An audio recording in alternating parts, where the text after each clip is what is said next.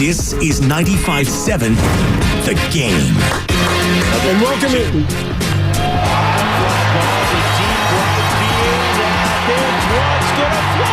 I'm actually excited about the Giants. 3-run home run, J.K. 6-3 Colorado. You come in the ball game and you've hit a double and now a home run. Talking about the ground ball percentage. Where was that pitch? It was about belt high for Jake, and he knew it too. Well, he knew at the very least he'd given his team the lead. Oh, come on, Giants. It's the second half of the season. We just cleaned the slate, hand it over to the bullpen, and you get that? Welcome in. Dan Avone alongside my man Sammy Lubman. Sam, how you been, man? It's been a while. Yeah, hello there, Dan. I'll be honest, I'd be a little bit better if a lot of things went differently last night at Coors Field between the Giants and the Rockies. Another Denver debacle, a Coors catastrophe. There have been so many times in my childhood growing up and into my adult life where I have gone to bed after a Giants game at Coors Field just feeling like I had all the soul ripped right out of me. And last night was another classic chapter of just a miserable night at Coors Field for the Giants. We're going right into childhood bad memories with Sam Lubman within 30 seconds of the show. Let's talk about it because Sam, my man, probably covers and or knows the Giants intimately more than any other personality. I'm willing to say that here at 95.7 The Game, so I'm curious to get into this. Let's talk about San Francisco. Not only what happened last night, but we'll take a look at sort of the macro going forward. Are they going to be buyers or sellers at the deadline that is now looming? But as you look at this team that now slips to 4 games under the 500 mark, they're, I believe, still very much in the hunt of that last wild card, potentially getting into the postseason. Is that even a reality? Let's take a look at last night. I want to start because I'm just one of those old school. When you pull a pitcher and he hasn't given up a run, albeit, I know that you want to keep an eye on Kyle Harrison as he gets into the second half of the season because he's never gone this deep before, right? So, you're certainly going to surmise his pitch count and make sure he's going to be available down the stretch. But my goodness, 5 innings, you haven't give up a run. Simply put, just let the guy go. Yeah, get him out there in the sixth. You probably could have gotten a little bit more out of him. I do know with Harrison, though, they are going to be pushing him to a career high in innings this year. They don't want to obviously expend too much of him. I think they're probably going to want to try and cap him around 150 this year. That's just my guess. I think I don't know where he's at right now. He's probably close to like the 90 area right now. Yeah, I get that to let him go one more inning. But Dan, where things really went, because that is where things fell apart. Randy Rodriguez, you've seen promise at times this year with him, but he's a young reliever. So you're going to have nights like this. And the big problem is that there's letting Harrison go, how long you let him go. But when it comes to Coors Field, Dan, I feel like there's kind of 2 principles you need to live by. You need to take advantage of the opportunities that are given to you.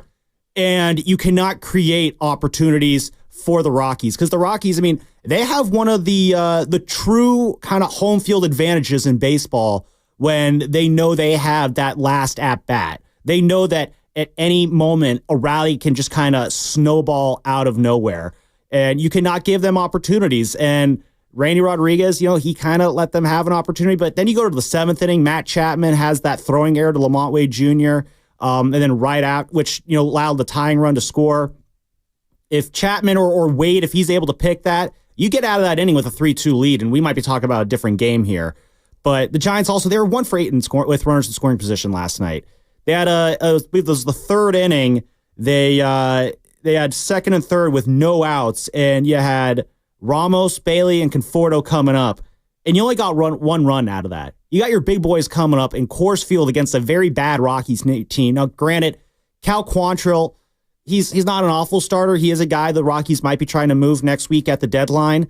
But you got to come away with more runs there. And the Giants didn't do that. You didn't execute. When you have only 3 runs at Coors Field, I'm not saying it's impossible to win. You can still win with 3 runs at Coors Field, but you're just making it harder for yourself. You just get the feeling last night, and it was palpable, that you continue to let Colorado hang around. And when you're up 3-0 and you have those opportunities, you knew you had to cash in, and you just had the sense in the back of your head, this doesn't feel right. Even though you're up 3 runs, which means nothing in Colorado. Also, a bit of bad luck. because my man Wisely went down the line. What could have been 2 runs. I don't think I've ever seen that before. Ricochets off the ump. Well, it hit off the base and then it hit off the umpire. And it's just, the umpire just kind of gives like a, what are you going to do there? And it's just, I think Wisely said afterwards, he was just kind of laughing, like, of course that would happen to me. But, like, of course that would happen to this Giants team. It's just, you can't catch a break sometimes. And, yeah, Coors Field, I always like to believe, Dan, that when Coors Field was built, there was, like, some coven of witches that, like, came in from, like, maybe, like, Greeley or Boulder or some other, Colorado suburb. And, just cast black magic all over the field that was just meant to torment the Giants for all of eternity. It's just, I don't know what it is. It's just that ballpark, even with the success they've had there over the last few years, that ballpark is a house of horrors. And at some point, at least one game a year, you're going to have a game where Coors Field just rears its ugly head and just kicks the Giants' teeth in. Well, I can tell you, quite frankly, they shouldn't be playing baseball in Colorado. It's silly out there. Seriously. That's been just an eyesore. It's been a mistake for over that's a ballpark I really want to go to, though, because Coors Field just looks like an absolutely gorgeous ballpark. It's okay. I've been there. It's a little bandbox. And I will say this about Colorado. It's a big outfield for a bandbox. What are they, like 30 games under 500? Well, no, yeah. I don't know if you're ever going to have a successful baseball team in Colorado. No. Who's going to pitch there? Who wants to pitch in Colorado? I mean, the few years they have been good. Obviously, there was that 07 run. They caught fire. They were really good there. Tulowitzki. Yeah, that was an offensive first team. I mean, I think the only pitcher who actually, consistently ever pitched well there in any capacity was Ubaldo Jimenez. Oh, that's right. And that was damn near 15 years ago now. But they still sell that place out. Well, they don't sell it out, but I mean, it's like, a good 35, 40,000. Oh, yeah, that's why. I don't know. Is that just because the ballpark is that nice, or is it just because people in Colorado just really love baseball? What else are you going to do in Denver on a Friday night? I have no idea. I will say this, though. There's things to do in Denver. Hang with me. Are you a big Denver guy? I've never been to Denver. Okay. I had a layover in the airport once. That's about it. So Denver's on my list of places I need to get to. All right. So here's my thing when it comes to the Giants. All right. And you can go right after me. And I am not a homer when it comes to the Giants. I mean, the line can start behind me if you want to throw knives at Farhan. I've done that before. I certainly didn't buy into the last couple of years. They look like a 500 team. But there is just a level of optimism, for whatever reason, I feel, with this year's team. And it might be with the infusion of youth.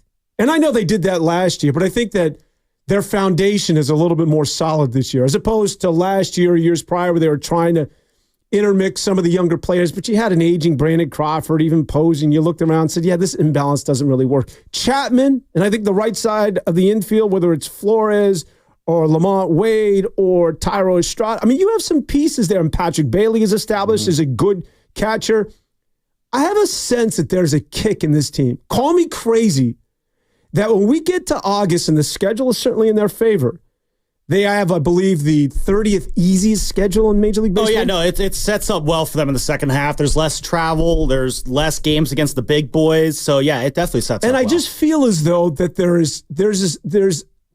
there's magic potentially for this team, whether it's, Estrada who's cooled a bit, Elliot Ramos, whether it's, some of these young players that, along with this babyface kid, who's the pitcher that I'm thinking about, the Birdsong. Oh, Hayden Birdsong? Yeah. That they're missing right now, but you're going to get healthier. It looks as though Cobb and Robbie Ray are on their way. You hope that the bullpen works itself out. I just have two questions. If you were to buy into what I believe, because I do have this sense that the glass is half full for the Giants, and I typically don't. Well, I feel like Giants fans just, on the whole, are a little bit more of an optimistic bunch. I'm not, though. Yeah, no, I mean, there's definitely a lot of pessimistic Giants fans out there. Don't get me wrong. But I feel like on the whole, there's this belief that, they can turn around. They just need some breaks to go their way. They just need to get healthy. They can still put this together. I do sense that there's some of that optimism. Nights like last night, though, are a great way to stomp that. Well, there's two areas that sort of quell my optimism. Yeah, what do you got? Shortstop and the closer. Like, you cannot be a good baseball team in 2024 and not have at least a good defensive shortstop, or at least a named or a quality guy at that 6 hole. And quite frankly, the closer role right now is pretty much up for grabs. It's been in flux a lot with Doval. Let's start with the Doval part first.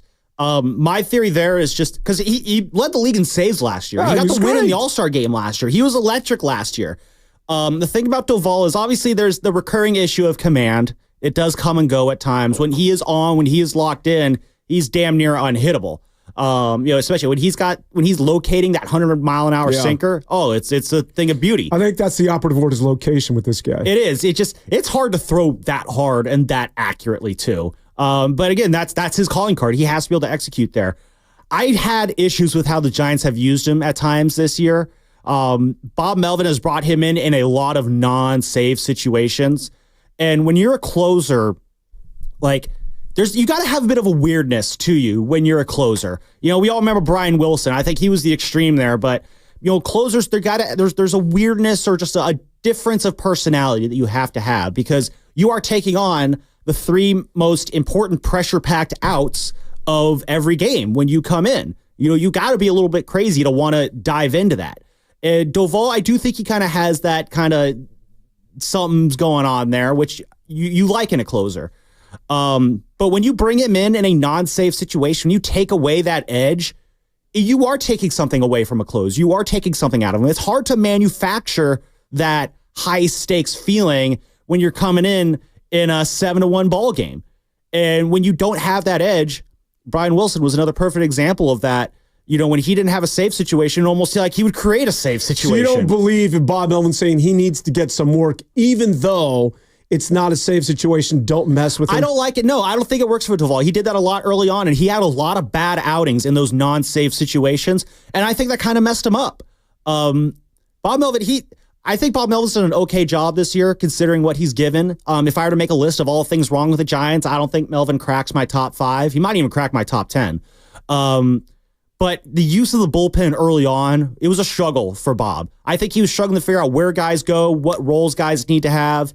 Once he kind of got things settled in, you saw the bullpen kind of right itself a little bit. Of course, that was right at the time when they had to start bullpenning a lot of games, which kind of chewed in some of these bullpen numbers here.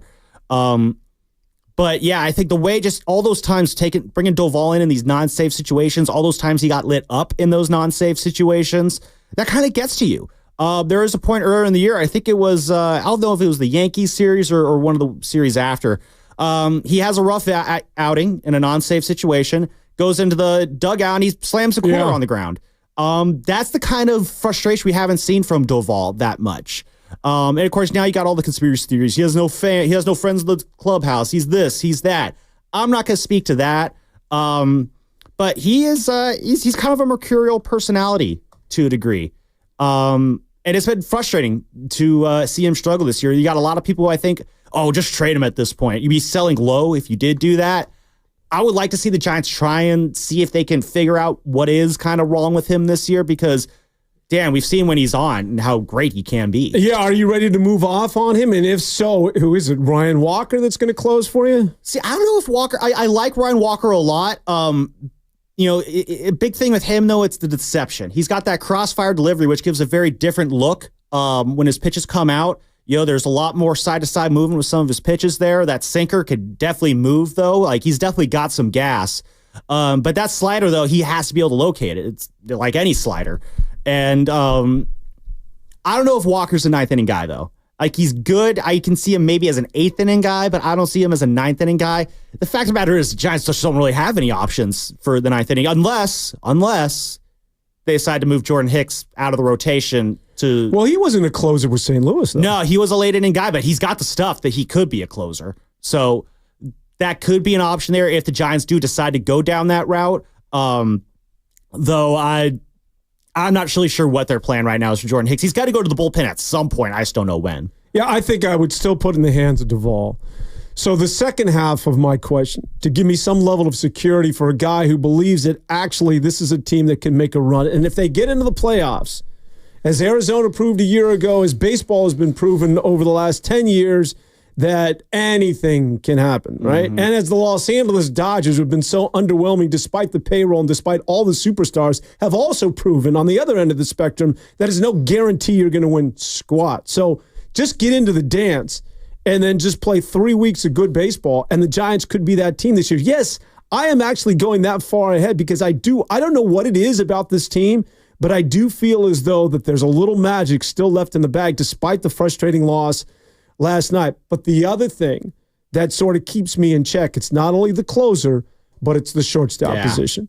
And now Luciano, who was supposed to be the future, as I understand it, is playing second base in Sacramento. So is the project in terms of him playing shortstop, is that done? I'm not sure what position they're going to have him playing, whether it's going to be short, whether it's going to be second, where they move him to the outfield. And honestly, I'm not even sure what team he's going to be playing for. If the Giants do decide to make a big deal at the deadline to bring some sort of help in, I think Bo Bichette, baby. Oh, I would love Bo Bichette. Oh, my dream is the monster trade for Vlad Jr. and Bo Bichette. Well, you don't need Vlad Jr. though, do you? Oh no, I think you need a big bopper in this lineup to protect Elliot Ramos, to throw into that cleanup spot. Like the Giants have not had a legitimate cleanup hitter basically since Barry Bonds. No disrespect to the stuff that Buster Posey did over the years. Buster was never your prototypical cleanup hitter. The Giants miscast him as that for years. Hunter Pence handled it, admirably for a while, but the Giants. So what is your definition of a cleanup hitter? A guy like Vlad Jr., a guy who can just kind of sleepwalk into a 35 home run season, who has that potential, has that power. But is the park conducive to quote unquote a cleanup hitter? And the reasons why the Buster Poseys and the Hunter Pences have been able to excel, it's because it's basically what the park dictates, which is your gap to gap. I mean, the last time they had a 30 home run hitter, it was Barry Bonds. It's Barry Bonds. Well, I mean, Elliot Ramos is on pace to break that this year right now. So he's got 14. He's got 16, I believe, actually. So he's on a really good home run. Dan, he's on a 40 home run pace right now, despite the fact that he missed the first month of the season. So we'll see what August does to him. The dog days, they have a way of chewing guys up here. Yeah, he's slowed down of late. Well, what I think they're starting to do here, and you kind of saw it a little bit last night, is they found a bit of a hole in his swing, which is if you make him chase that high cheese, upstairs, he will try and go after it. You're starting to see more teams do it now. In fact, in his first two at bats last night, the first at bat, his first at bat and his third at bat, he strikes out, in both of those on the high sinker there. So teams are going to keep attacking him there. And when you got, Patrick Bailey, who I do like a lot, I don't like him as a cleanup hitter, and Michael Conforto backing him up in the lineup, it's just you're going to have no problem trying to make Ramos chase, because I don't think you're all that scared of the guys who are coming after him. What the hell happened to Soler? He was cooking for a while. I thought he was coming around, and then the month of June comes, and he's cooking with hot grease, and now he's regressing back into Pedro Serrano territory. My goodness, have another strikeout, my man. That is ridiculous. I mean, that was supposed to be your big bopper. I think that's just sort of the line I always get. My dad always texts me, I've never seen Soler get a hit. It's like, dude, you watch all these games. Have you never seen, where were you in June? But Soler was cooking in June. I kind of saw it coming. He's kind of come back down to earth a little bit, unfortunately. But well, I guess it gets back to the Vlad Guerrero. What was his high? He had 48 home runs, I want to say, one year. I mean, I just don't think that's happening in San Francisco. And that sort of, you talk about the psyche on a closer, that sort of plays into the head of a guy like Soler. And if a guy who just wants to sit back on his heels and swing and give you 3 runs with one swing of the bat and give you 35, 40 home runs a year because that's what they do, San Francisco is a completely different animal. But here's the other side of that one, Dan. Yeah, he had 48 home runs in 2021. He's made the All-Star team the last 4 years. He's got 15 home runs this year. He's kind of up and down. He got off to a slow start this year. Yeah. He's been on my fantasy team the last 2 years, so I've been able to keep. And Bo Bichette, quite frankly, he's been not putting up similar numbers as he has. No, and I don't think Bo Bichette's power would translate to Oracle Park. I could see a lot of his, the home runs that would have been gone in Toronto or bouncing off the wall here in San Francisco for doubles, which that's fine. But Bichette's a capable shortstop. But the other part of it, Dan, the other reason why you need to get a guy like a Vlad Jr. is you need the star power. You need a guy who you're just you need to go, you just want to see at the yard. I think Elliot Ramos, he's kind of trending in that direction. But this is the extreme example. But when you went to Giants games back in the day when Barry Bonds was playing there, everyone would always say till at least the 7th, 8th inning because they want to get that last Barry Bonds at bat to see what happens. And it was always, in the 8th inning, Bonds would take his last at bat. Then you just see everybody start to leave, winning or losing. That's when, because that's what people want to see. People want to see Barry Bonds. Even in the late 2010s where the Giants were just a very, very bad team, people still went because they want to see Buster Posey. They wanted to see Madison Bumgarner. There was that fan attachment to the Brandons. You get a guy like Vlad Jr., that's star power. That's a marquee name that you could put over Oracle Park and come see Vladimir Guerrero Jr. and the Giants. Well, I think they have more of a needed shortstop than first base, I guess is what I'm saying. No, I mean, yes, if you're looking purely there, yes. But, I mean, I do like what we're seeing from Brett Wisely there. But is Wisely a major league shortstop? He's like good, a second baseman who's converted to a shortstop. Yeah, they do need to figure something out there. Yes, I guess if you had to pick one or the other, the shortstop is the bigger need, but first base is also a power position. But Lamont Wade, I like him. I mean, I like him, but not as your. If he's like your corner outfielder, I think that's better too. It's just his Lamont Wade Jr. The thing is his biggest trait is yes, he gets on base, usually through walking. Like the Lamont Wade Jr. highlight reel is bat flips after walks. And like, I mean, I'm whatever when it comes to bat flips, but like bat flipping on a walk, like there comes a time where it's just like, dude, I need a little bit more. And he's a good first baseman. I think, defensively, he's probably a little bit better than Vlad Jr. Yeah, Vlad's not very good defensively. No, but you can also DH Vlad Jr. But the thing is, it's just first base is a power position. You look around the league, all the best teams in baseball, they got a big bopper who can play first base. The Giants, as much as I love Lamont Wade Jr. because he can get on base, he's not that big bopper. The Giants don't, I wouldn't think, just off the top of my head, have enough assets to get both of those guys. Maybe one, maybe Bichette, but I don't know that, because you have to trade Bichette. Both of those guys, I want to say, are under team control for the next year, which is very attractive. Yeah. No, so they would have to give up a lot. Luciano, Carson Wisenhunt, Mason Black. Listen, if you could swing that deal, I think everyone is on the table for that, except for Elliot Ramos, which I don't even know. I think it's kind of clear that he's off the table, and Bryce Eldridge down in Single A for the Giants, who is he's the next guy that we're supposed to be getting excited for here. Everyone else is on the table, and honestly, if Bryce Eldridge did get included in that deal for Vlad Jr. and Bo Bichette, go, Bryce. Yeah, you know what? Like I'll be like, darn, let's go enjoy Vlad Jr. now. So maybe Bryce isn't even. Maybe there is no one untouchable. I'm undoing my own take here. No one is untouchable if you're going to make a trade that big, except for maybe Elliot Ramos. Well, I think especially when it comes to the San Francisco Giants, because how long have we heard about these kids? It's going on nearly 5, I want to say 6 years. I've heard Elliot Ramos, I've heard Luciano's name, and all of these young picks, including Joey Part. And what did they materialize to? Absolutely nothing at this point. Well, Elliot Ramos, we'll see. The point being is that the future is now. And if a player is established like that of a Bo Bichette, if a player is established like that of a Vlad Guerrero, you can have all the potential you want, Toronto. Mm-hmm. We've been down that road. And the potential hasn't materialized to what it is we thought it could be. So we're tired of playing, well, we got a guy down in AA. We got a guy down in C. We've been hearing that for years. It's year 6 under Farhan Zaidi. And I feel like, we're still playing the wait and see game. We're still playing that we're trying to get their game. Like, I know things weren't great when Farhan showed up, but it's been 6 years, and the best he was able to put together was a team that everything needed to go right if they were to have a successful year, and nothing ever goes right. It's at the point where it's just, I'm tired of playing this waiting game. It's like, either do it or get off the pot. Like, make this team respectable, get this team into the playoffs, 1 playoff appearance in 6 years. This is getting ridiculous. I'm tired of waiting on these prospects, which is, unproven potential. Sure, they could be good. They might not be good, though. It's the unknown, what could be. I've had enough of it. Just make a bold move. Do something that shows that you are truly serious about winning, because this is 3 years now we're going to be looking at here, Dan. We're 10 days out from the trade deadline. And Farhan's, he's on other radio stations talking about, we might have to sell. I think selling or standing pat would basically be your way of saying, I'm not going to be back next year. Because it's 3 years of this nonsense. And if they do stand pat and do nothing, it's just like, why even bother at that point? Training camps could be starting up. Football season, basketball season would be right around the corner. If on August 1st, the Giants have stood pat at the deadline and not doing anything, goodbye. We'll see you next year. Like, that's what it's going to be for them. That's where they're gonna fall on the ladder of relevancy here in the Bay Area. Yeah, I think this whole idea of mortgaging the future, damn right, mortgage the future. How about winning today? And so this Eldridge kid, anybody else that I've heard about, I'm sorry, man. If I can get Bo Bichette, who was established as a major league bona fide shortstop, I'm not talking about a third baseman. I'm talking about a second baseman. I'm not even talking about a corner outfielder.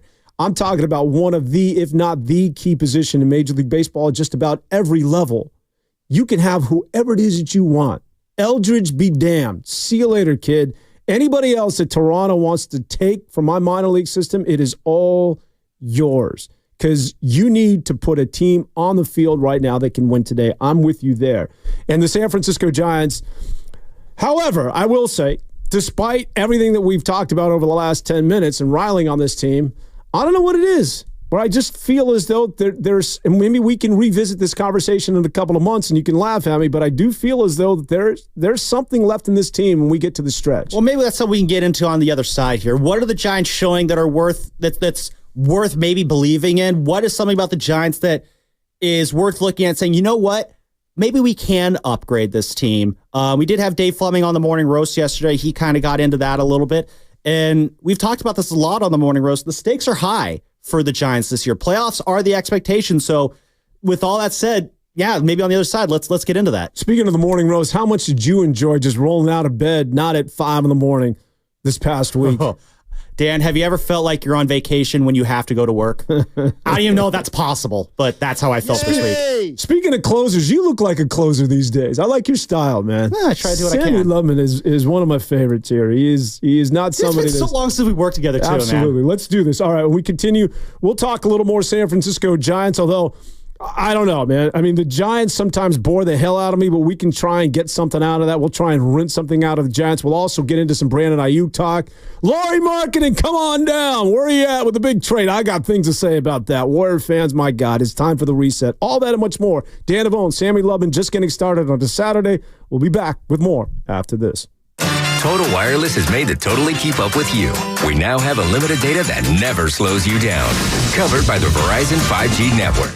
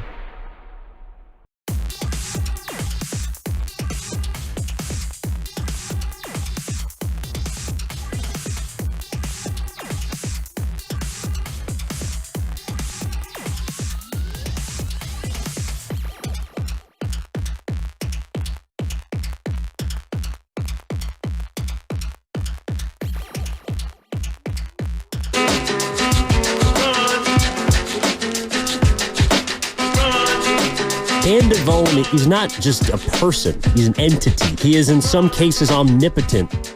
Now back to 95.7 The Game. I would agree with that, Jersey Ken. Kenny, how you been, my man? I'm doing all right, you know.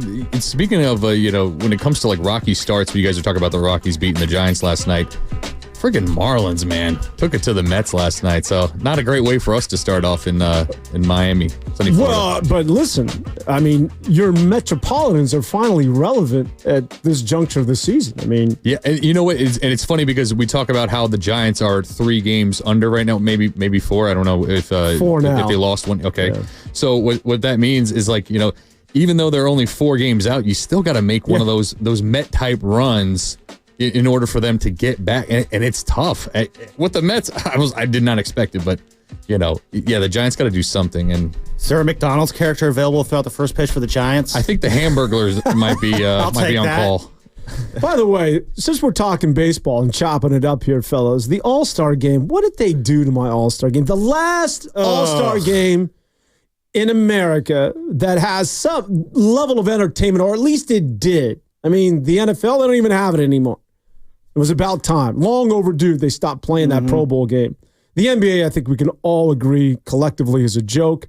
And Major League Baseball is quickly headed in that direction. It is. Hockey still does it pretty well with their All-Star game format. They have, the Central and the Pacific Division do a 3-on-3 in the first period. The Atlantic and the Metro do a 3-on-3 in the second period. The winner of those two play each other in the third period. I had a chance to go to the NHL All-Star game in 2019. Was in San Jose, and they do a great job with that All-Star game. So hockey right now might have the best All-Star game because, to your point, Dan, it's just the All-Star game. It's become a dull affair.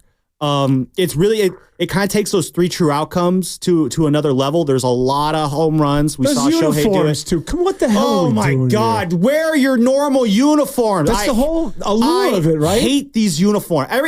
This is Rob Manfred's Major League Baseball, though. It's not about the product on the field. It's about what looks pretty on TV, and they're not even getting that right. I would also say, look at Arlington. If you want to make a bid for the All-Star game, you can't close the roof on an All-Star game. Well, it's like 105 degrees in Texas in the summer. I understand. That's why they had to build that new ballpark. Yeah, no, I get. Well, then I'm sorry. Then you can't have the All-Star game. It just doesn't work. How does it not come back to San Francisco? It was great in 2007.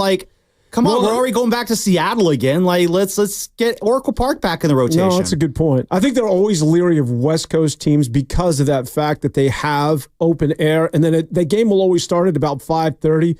So you get those shadows where the pitcher's in the shadows and throwing out of the shadow, and then you have the batter for the first 3 or 4 innings who's sitting in that, and he can't pick up. He's in sunlight and can't pick up the ball. But that aside, you still want that thing open. I don't care. Like that display on the part of Major League Baseball was just not right. And it was the one All-Star game. I'm like, all right, man, this is always fun to watch, but not anymore. My God. What do you think of that? I don't know if you had a chance. What do you think, just when you watch on TV, how Globe Life Park looks? I don't like it.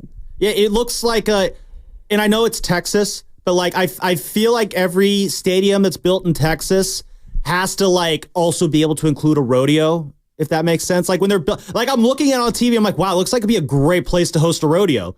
Oh, wait, it's Texas. That's probably why. So that's the multi-purpose stadium. That's what I get. I know San Antonio, because the Spurs, they always have to do that 2-week road trip in February, the rodeo trip, because the Texas rodeo, they play it at what airline is San Antonio's state arena named after? I don't know. No idea. But that's what I think of whenever I think of Globe Life Park. I always remember when it first opened. Rodeo and Monster Truck. I think you got to squeeze both of those. Oh, yeah, no, and Globe Life Park looks like it'd be great for both of them. It looks like a big honestly, you know what Globe Life Park looks like? It looks like a big barbecue.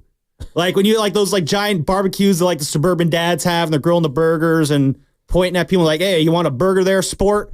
That's what Globe Life Park looks like. It looks like you open up the roof and you're going to see a bunch of burgers and dogs there grilling over the coals. Yeah, there's a couple of places. I mentioned Colorado. I never felt as though they should have got a bid to be a Major League Baseball franchise. I know that sounds sort of harsh. That was a solid All-Star game they had there a few years ago. But it's just Colorado has never worked. We talked about if you're a pitcher, why would you go there? Why in the world are you going to go play in Colorado? It's a reason why they haven't been good, aside for a couple of years, and they had Clint Hurdle as their manager. But, I mean, it's just it doesn't work in the thin air out there. It's crazy. It's absolute nonsense. Not to mention the torrential weather you get this time of the year and all those crazy rainouts. I guess they did have a little bit of rain before yesterday's game. Yeah, there's some weird weather up there. But speaking of Colorado and the San Francisco Giants, we're trying to get our arms around this team. I'm on record saying that, call me crazy, but I do believe that this team, although, it certainly doesn't add up. I mean, when you look at it on paper, and certainly,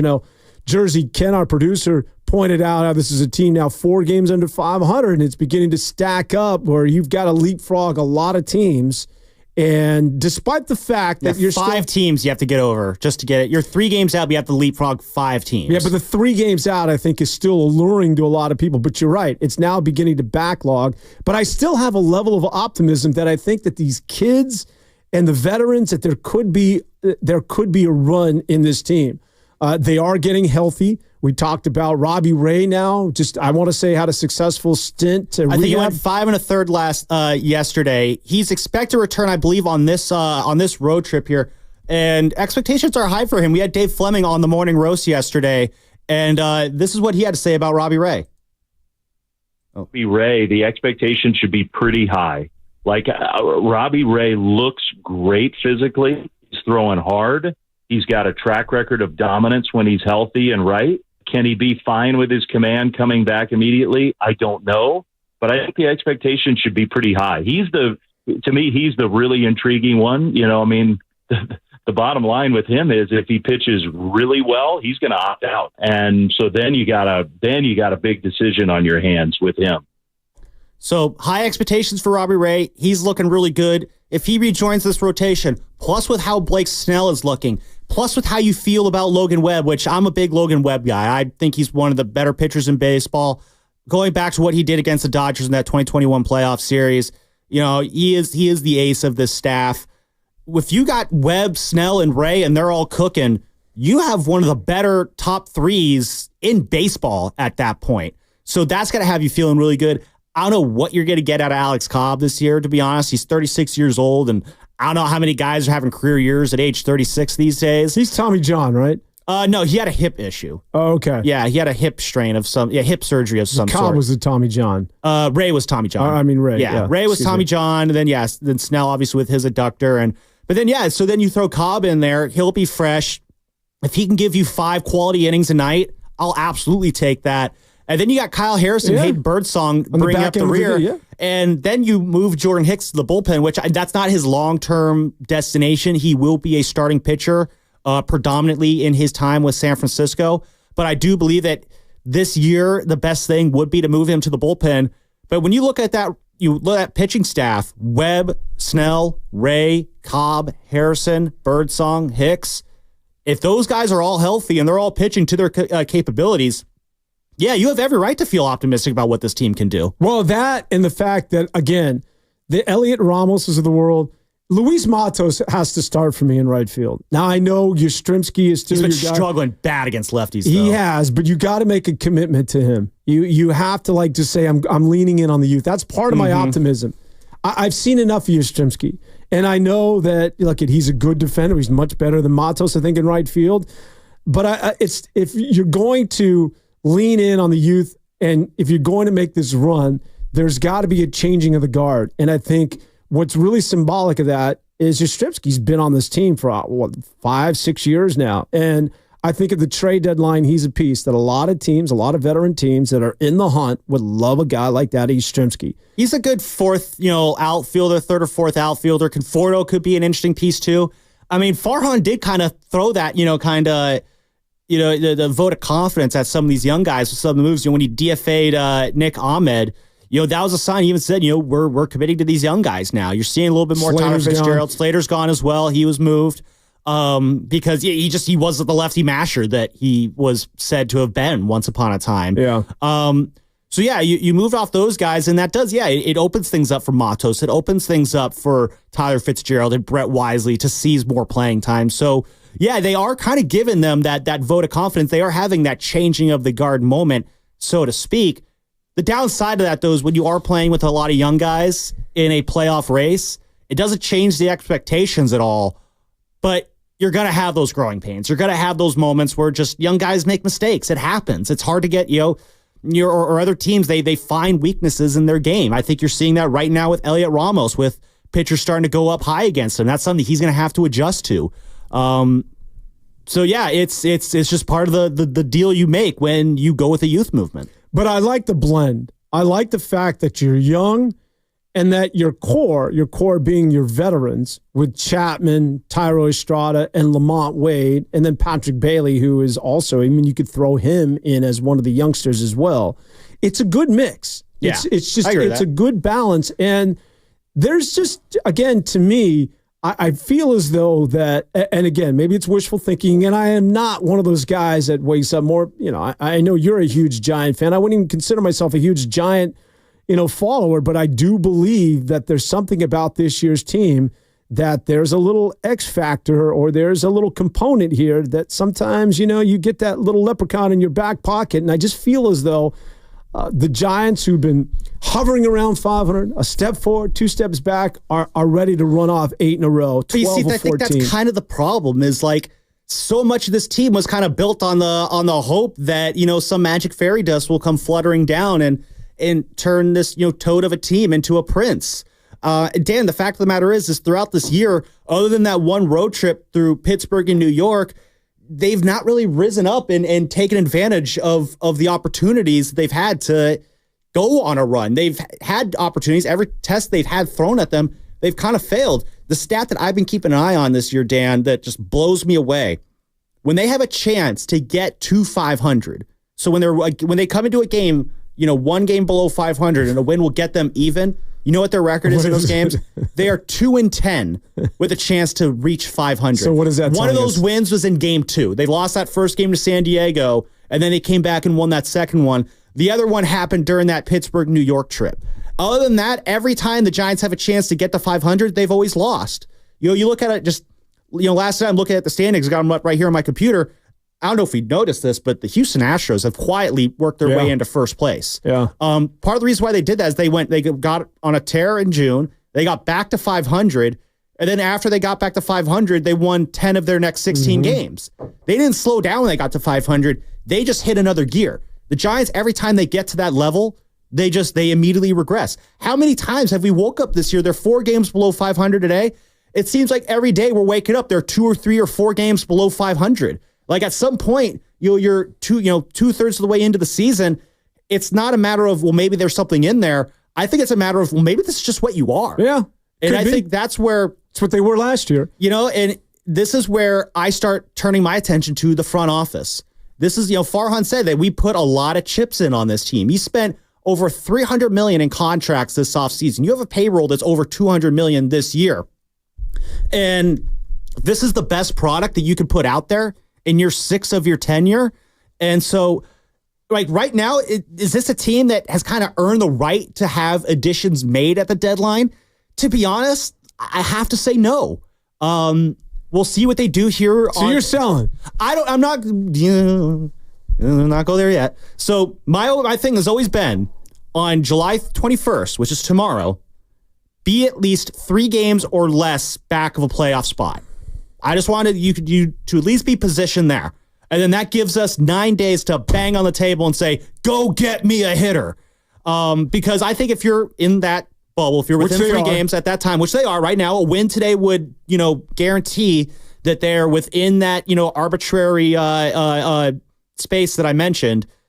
Then yeah, you are legally speaking in the playoff hunt. So you can possibly go out and make an addition to beef up your lineup and try and make it run. I mean, it helps that the National League is god-awful this year. Yeah. So that makes it a little bit easier to kind of justify. Philadelphia. Well, yeah, I'm talking. The National League wildcard race is just god-awful this year. In the last 2 years, you've needed about 86, 87 wins to get that 6th spot. Right now, 84 wins might be enough to get you there. And so the Giants need to win. They're at 47 wins right now, so they need to win 37 of their final, which is just 61 games. To get to that point. 64. They have 60, right? They played game 98 yesterday, so they got 63. Yeah, sorry, they got 63 games left. Right. So they got to win 37 of their final 63 games to do that. They've shown me nothing this year that would suggest that they can go on a run that long and sustain that kind of success over that kind of period of time. They just haven't done it. Part of it is because they haven't been healthy, but that's what happens when you put a roster together with guys with injury concerns. So at the end of the day, it kind of all goes back to Farhan's Heidi. You built this team. This is where we're at. And if you don't do anything to it, it's just like, what are we doing here? We've been treading water for 3 years. We're watching the Dodgers put together one of the greatest baseball runs in history. And it's just like, when's the last time Giants fans even thought about winning the division? We're thinking about doing everything we can, straining ourselves, blowing up our farm system just to see this team get to the 6th spot in the wild card, to sneak in that back door and hope that we can go on a run. Well, I think it's fair comparing. We're not even thinking about the division at all for 3 years. It's ridiculous. I don't think it's fair comparing Farhan of the Giants to the Dodgers, because the Dodgers are that one of one. But at the same time, though, like, you can't compare them, yes, because the Dodgers are in a whole other, multiverse than the Giants right now. Like, the Dodgers are playing 6-dimensional baseball. The Giants, they have bats and balls and gloves, and sometimes they score runs. But at the same time, like, that is the standard. That is the comparison. What is the goal every year in Major League Baseball, Dan? Well, to win the World Series. Yeah, in order to do that, you got to be able to get past the Dodgerses of the world. And when you're in a situation where you're not even thinking about challenging them because you're just not even in their league, like, that's just unconscionable. Well, I would push back and say, okay, the Dodgers are up here and they have LA as the backdrop to begin with, just proximity and location. I guess that appeals to some people. Well, if I'm a young man and I'm Shohei and I played in Anaheim, and there's a lot of people, whether it's the LeBron James of the world, whether it's Hollywood or what have you, or the sunshine or the beaches, the women, I mean, you pick, all right? For a young guy, not me, maybe not you, but if you're in your early 20s and you have your entire world in front of you, Major League Baseball as a professional athlete, Los Angeles is very, very alluring. So just by location alone. Secondly, you can write a check for whatever amount because Magic Johnson and company got your back. And you can just simply go out and outbid anybody for any star. And then on top of all of that, to compound things, it's not as though they have a bad farm system. No, the Dodgers have had a top 10 farm system going back to 2008. It's almost unfair because they replenish guys. Well, they're doing it correctly. Yeah, as much as we talk about the Shoheis, as much as we talk about the Freddie Freemans and the Mookie Betts, it's, the Jock Petersons back in the day. It's the Will Smiths also, these guys that they continue to bring up. So that's the model franchise. If I'm San Francisco, I can't do that because San Francisco simply isn't L.A. Well, right? See, I don't know about that. I mean, yeah, a lot has been made about the struggle to sign free agents. My point being is you have to get a little creative and do it a different way, which I think. Well, I think you have to build internally. Farhan, he recognizes he has to go after some fringe players, and he can't necessarily go out and get Aaron Judge because Aaron Judge at the end of the day wants to play in New York and not San Francisco. See, I don't know if I fully buy into that. The whole you can't bring guys here because it's the city or whatnot there, because the Giants have been able to win still in the past despite these things. Now, granted, free agent hitters, it's kind of been a bit of a struggle. There was a time where they didn't even go after any free agent hitters. That entire championship run, they didn't even try to jump in on these hitters because, first off, that was offense was kind of down during that time. That time from 2007 to 2015, it was a very pitching dominant era of baseball. And that played very well to the brand of baseball the Giants were playing at the time. So there really was no need to go all in on some of these hitters. But now, when you agree it's pitching dominant now? I think offense is a little bit more important now. I think with the StatCast revolution, you're seeing power hitters are kind of getting really more into that launch angle mentality. Power is up right now. Power is up, but I want to say that the average batting average is way down this year. 243. Oh, it's because pitchers are throwing harder than ever. But you need power in this lineup. And when you're going after guys like Bryce Harper in 2019, when they went after him, I didn't think that was ever going to work out because the Giants were just such a team in flux. He even said he wasn't really sure who was going to be the manager after that. Remember, he signed a few weeks after Bruce Bochy announced that he was stepping down. And so Bryce wanted to go to Philadelphia because things seemed a little bit more stable there. And ironically enough, I think he actually liked Gabe Kapler. You look at the Giancarlo Stanton the year before, what was that? It was 2018. He wanted to go to a team that was trying to win right now. The Giants were a 98-loss team trying to woo him. That was never going to happen. Fast forward to Aaron Judge. Aaron Judge was never going to leave New York. Farhan Zaidi even admitted himself that he never thought that Aaron Judge was going to be here, which was ridiculous that you would even admit that. Exactly. He's barbecue chicken right now. Like, the fact that you would admit that, I remember asking him about this, and it's just like, he says, we believe, we can get any free agent we can go after. Then why'd you say that about Aaron Judge? So you're saying two different things here. But Judge was never going to leave New York. And again, why would Judge leave, the Mecca basically for a team that was coming off an 81-81 season and half the fan base is rejecting the product that they're putting out here? With Shohei and Yoshinobu Yamamoto this last offseason, Shohei was never going to come here. The only thing the Giants could have done was jack up the price on the Dodgers a little bit. The Giants could have given them $2 billion. You know what would have happened? The Dodgers come in with 2.1. Shohei's going there. Like, Shohei was never leaving L.A. Shohei would have gone to the Dodgers in 2018. The only reason he didn't was because the DH wasn't universal at that time. And then Yamamoto, he was probably going to go wherever Shohei went. So as far as these free agents, I think part of it is just the Giants were not in a situation to land these free agents because they just weren't good enough. Dan, the Dodgers for years have been setting basically a foundation, a homegrown foundation of great baseball players through great draft picks that Andrew Freeman and Farhan Zaidi, to a degree, presided over. That's what sets you up to make trades like for Yu Darvish. That sets you up to make trades for Mookie Betts. That sets you up to sign a Freddie Freeman, to attract a Shohei Ohtani. That's how you do it from the bottom up. And I think the Giants wanted to do that. Farhan's just failing at that. Yeah, no, I would agree with that. But I would even say that during their heyday, when they were winners of 3 World Series in a span of less than a decade, that it was a team that still wasn't attracting the big free agents. Well, I think they didn't even really try. A part of it, though, is they weren't really even trying to. Yeah. I mean, that was a very homegrown team. And, that was just like once they had their pieces, because remember, they didn't want to sign any big-name pitchers. They tried to go after John Lester after 2014, and that was kind of like they ended up the Cubs just outbid them there. But that was the first time they actually tried to go after a pitcher since Barry Zito. The reason why they didn't go after big-name pitchers was because of the Barry Zito experience. Yeah. They did not want to drop another $100 million plus contract on a pitcher who was going to be well into his 30s for most of that duration. So they were kind of scared off from doing that for the longest time. And then on top of that, they just didn't have the desire to go after hitters. So there is some context to the lack of major free agent signings during that time. Well, I think that, to your point, that everybody wants to build through the minors. You give me any team in the major leagues, but I would say more so the San Francisco Giants. Mm-hmm. Because as we saw, when they were organic is when they were winning. When Timmy that was Lincecum probably one of the more came, organic teams in this organization's history, too. I mean, for a while, the Giants were kind of a ship without a sail, a rudderless ship, so to speak, for much of the 70s and 80s. It really wasn't until the 90s when they got Barry Bonds.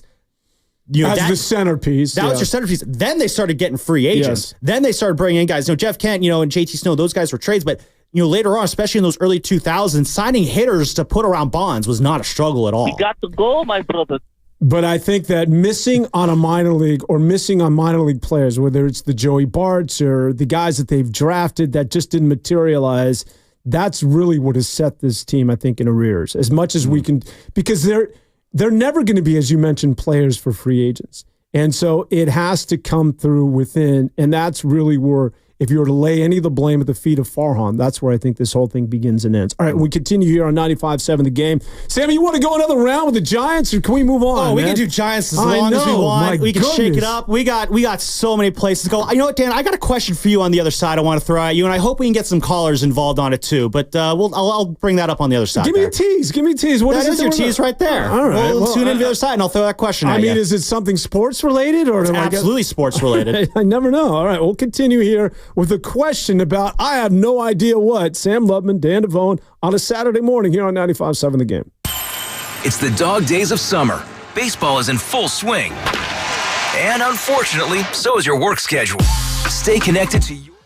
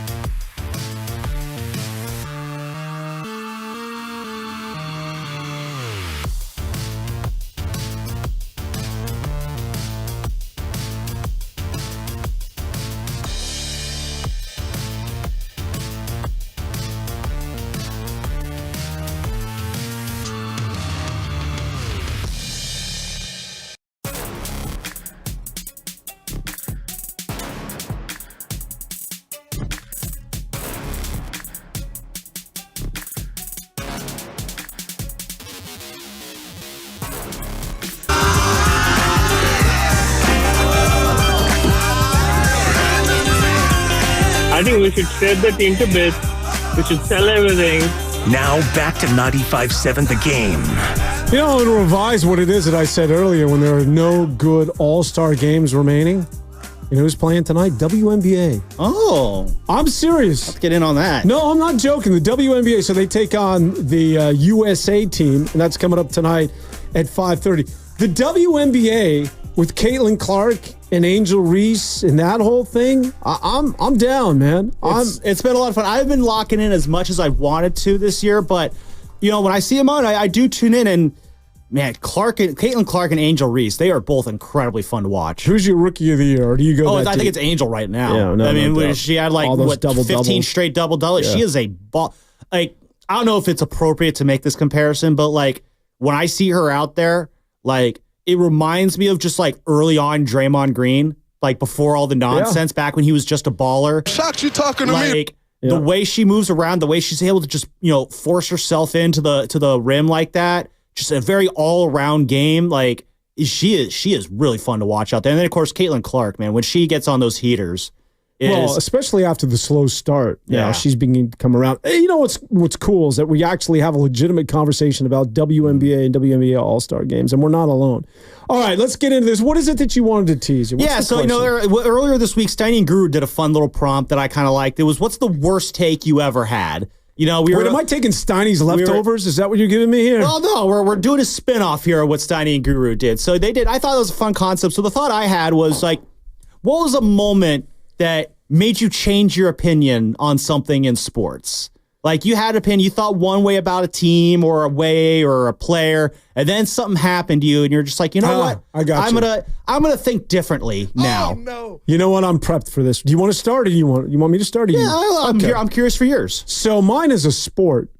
Mm-hmm. So I was just in Europe, right? And I was in Spain, and the Euro Championships were going off. And so, thank you very much. I was also in Ibiza. Drop that thing again. And I was in London. And yes, man, keep it going. Your life sounds way more fun than mine. No, I was in Spain. So the Euro Championships are going off. I'm not a big football or a soccer fan. But I'm like, all right, I'm in Spain, and Spain is playing France. They're in the semifinals. You got to go see one of these events while you're in the area with the locals. Go to a local bar. Let me tell you, Sammy, I went to see them play France, and I was hooked.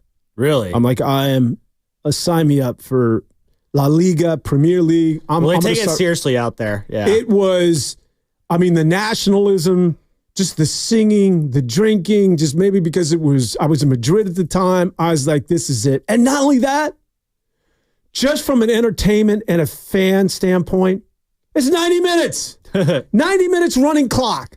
I'm in, I'm out. I'm not carving out 5 hours of my day to watch an NFL game and a Kevin Hart commercial every 30 seconds. Like, this was 90 minutes and no replay. They have replay if they want to use it. There was a handball. I think they didn't use it in that game against France, but they typically don't. You're in, you're out as a viewer. And a lot of people, I get it, our appetite here for sports in America or in the United States is that it's too low scoring, is that, come on, man, I need more action. Give me runs. Something more complex, yeah. You need something happen to stimulate yourself. I think the infrequency of the goals, that when somebody's encroaching in that area and getting deep into your zone, the thrill of all of that, and the fact that there's such fluidity because you're not intermittently stopping because of commercials or breaks or going down to the sidelines while referees get under the hood and try and get it right, or go out to New York to find out a video. I'm like, all right, I'm in. Just in, out, onto the point. And just being there in Europe while this whole thing was going off, I'm like, sign me up. I'm a soccer freak now from this point forward. What that means in terms of my wardrobe and my attitude, I have no idea. You gonna come in with face paint one day? No face paint, man. I'm not Putty from Seinfeld. Does that predate you guys? Anyways, I was never really big. I never really watched a lot of Seinfeld. Right. Granted, I was a wee little tyke when it was in its heydays, but I never got it. I've only been to one soccer match in my life. That was last year, Cinco de Mayo weekend. I went up to Portland to visit my friend Kevin and his wife Christine. They've since moved back down here. But they were living in Portland at the time, and so I went and stayed with them for the weekend, and I saw a Portland Timbers game. Oh, yeah, MLS. Yeah, and I forget who it was they were playing, but Portland goes big on soccer. Yeah, Northwest does. Yeah. Oh yeah, they love it. Oh yeah, I've heard apparently the Timber Sounders games are off the hook. Well, that's their rivalry. Yeah. Oh yeah, no, and it's a big rivalry up there, and they take it very, very seriously. In Portland, they really get into it. I remember going. It was just very spirited there. But every time they score for the Timbers, they have the big log down at the behind the goalposts. And they have these two guys with the lumberjacks with the saws, and they saw off a chunk of the log, and they have like the big coin of log, and you see this guy walk around the stadium holding up in the front of the different sections. Everyone's like, yeah! Goes to the next section. He's holding up a piece of wood, and people are going nuts over it. Are they literally sawing the thing? So it's sort of like they cheerleaders doing push-ups and the whole shebang. Like they're doing all of it, and it's just they're going absolutely nuts for it. And they embrace it up there. I don't know if soccer will ever be embraced to that degree here in the Bay Area. I've never been to an Earthquakes game. I've heard decent things about Avaya Stadium, a stadium that John Fisher could actually build here in the Bay Area. What a shock. I'm an MLS guy, and maybe this is just because this only happens every 4 years. I'm definitely excited for the World Cup, which is going to be here in the United States in 2 years. Oh, I'll be excited for that too. Yeah, I like the World Stadium. Cup. Yeah, that to me, maybe it's more of just I like whether the fact that it happens so infrequently. I don't know about it as a league or MLS. I haven't necessarily bought into, but what it is that I witnessed in terms of the Euro Championship, and maybe because Spain won it, that electricity and I'm telling you, I'll send this to you on my phone. I took this outside of our hotel window. I think they're still dancing in the streets in Madrid.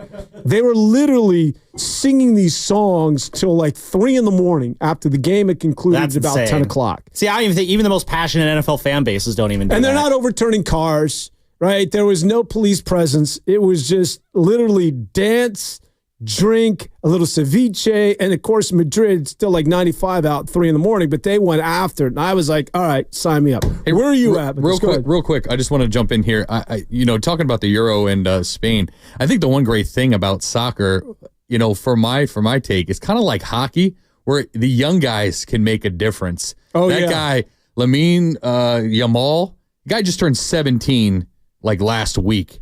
He was the one who equalized against France after they were down 1-0. Damn, 17 years old on that stage. Well, who's the kid who He shot it from 30 feet, I believe. So there's a kid in the MLS that belongs to Barcelona. They get his rights when he turns 18. He's 14 years old and playing his first MLS game this week. His next Freddie Adu, but hopefully better. Good knowledge, Freddie Adu. Wow. Although there were questions that they needed to see an ID. He was going to be the big thing, and then just nothing. But there was some speculation that he really wasn't 14. He's a lot older. Did he have the documentation? But there was somebody that had 14 that made his debut in the MLS who's property to Barcelona. They're like, go ahead, you teach him. And then when he's 18, turn him over to us. So there you go. Yeah, I'm all in. I don't know about MLS, but I'm definitely into international soccer at this juncture. Yeah, part of me thinks I should have gone first here. Mine's nowhere near as exciting. No, for me, it was... This is your topic, so come strong, man. No. I was thinking about the times who I flipped on, different executives for the Giants. I was thinking about, for the longest time, I was the biggest Farhan supporter. I was the biggest and Farhan we trust guy. Yeah, of course, my thing is going to be Giants related, but it was just like, he's going to be the guy who gets it done. And I endured so much from Bonte and Shasky in the morning when I got on the morning roast because they're so out on Farhan. And we would get into so many screaming matches in the morning about the stuff that he was doing. You got to keep working through it. You got to keep believing. He's not doing anything. He doesn't have the juice. It was that every morning at 5:13 in the morning every day, and it wears on you after a while. But there came a point last year. It was at the deadline last year when this is the moment that basically made me out on Farhan, when the Giants did nothing other than bring in AJ Pollock. And that day, I did an hour-long Garlic Fries and Baseball Guys episode. New episode available right now, by the way. Check it out wherever you listen to podcasts, Garlic Fries and Baseball Guys. With an hour-long episode with Mark Willard, who he was still in on Farhan at the time. And we basically dubbed it the beginning of the Farhan Wars. You're either going to be in on him or out on him. There really is no middle ground. And I had to really... See, Dan, when it comes to changing my opinion in sports, it takes a lot for me to really change an opinion of mine. Like, I need to put a lot of thought into it. I need to see a lot of evidence to make me change my opinion. It's not going to just happen, at the snap of a finger. So last August, I had about a week off before football season really ramped up. I want to take a week just to kind of relax, get away from everything. So my grandparents have this house up in Inverness on Tamales Bay, family home. And so I took off there for a week just by myself. I went up the mountains, so to speak. And as I'm chilling on this dock on Tamales Bay for a week, I feel ridiculous saying this out loud. I spent an inordinate amount of time thinking about how much I believe in Farhan Zaidi running this team. That's how I spent my vacation because I have the sickness. And so you went away on retreat by yourself, got into ponder the Giants, meditative state to think about one Farhan Zaidi. You are not well, my man. I have the sickness, as they say. That's how pathetic I am with this stuff. And I did, you relax too. You swim and relax, go on hikes. It wasn't all that, but it was a lot of that. And then when I came back, I did this whole write-up and then went on this 20-minute monologue on garlic fries and baseball guys, explaining in detail why I just don't think he has the juice anymore. The decision, I think the plan has always been sound. The execution was not. And it came to the point where it's just like, he's not the guy. He's not the guy for this job. And yeah, so that was the moment where it was just like, I made a big shift there. Contrast that to my up and down relationship with Brian Sabian back when he was running the Giants. I was the biggest Sabian hater for the longest time. And then you hated on Sabian, but you embraced Farhan. I know it's wild, but here's the thing. Then the Giants won the division on the last day of the year in 2010. From that moment on, Brian, whatever you do, I'm behind you. I trust you now. So sometimes it can't happen subtly. It was a build up there. Other times it takes a lot, but I had to put a lot of thought into it. Admittedly, that's nowhere near as exciting as your soccer story. Well, let me ask you this. Why did you have so much faith, and why did you entrust that Farhan Zaidi, I'm not saying that it's over, but would get it right? For me, it was the background. He did a lot of work working with Billy Beane. It was the work he did in L.A. with the Dodgers. And I was reading up on him. But can anybody do that? Both Beane and Friedman raved about what this guy could do. Yeah. And there was a time when he first got here in 2019 at the trade deadline, he kind of planted his feet and looked the Atlanta Braves dead in the eye and said, not only will you take Mark Melanson's whole contract, you will give us Tristan Beck back in return. And the Braves like, okay, yeah, sure. And that's how you got off that awful Mark Melancon contract and brought in a reliever who, he's been hurt this year, but Tristan Beck's been pretty solid for them. That was his first trade deadline. That was his first big trade deadline. And he held on to Bumgarner, which was a mistake. In hindsight, maybe, but at the time, no one was thinking about that. And I'll let you go, but that to me was the biggest indicator because he'd only been on the job for a couple of months. It was his first trade deadline. And he was trying to play both sides of the fence. He was trying to appease the fans by hanging on. And then sell at the same time by getting rid of Melancon. He didn't want to sell off because it was Bochy's last year. And no one was going to, basically it was, you have to have Bumgarner around for Bochy's last year. And the reasoning was also, with Bumgarner that year, let's be real, ever since that dirt bike accident, he was not Madison Bumgarner anymore. He had some good moments. He had some flashes where he had those starts just like, oh, the big fella's back. But there were so many outings where you were lamenting one or two bad pitches that he threw that ended up in the bleachers. There were too many multi-home run games that he had. He wasn't Madison Bumgarner anymore. He was a solid, 2 or 3 starter at best. And in Bruce Bochy's last year, and Farhan Zaidi moves Madison Bumgarner for a very underwhelming prospect. I don't know if you got, this is a very, deep cut here, but in 2018, the Giants traded Andrew McCutchen for Abdul Avellino. Yeah. No one remembers who that guy is. He had a few at-bats. He had a weird thing that he did in the on-deck circle. That was it.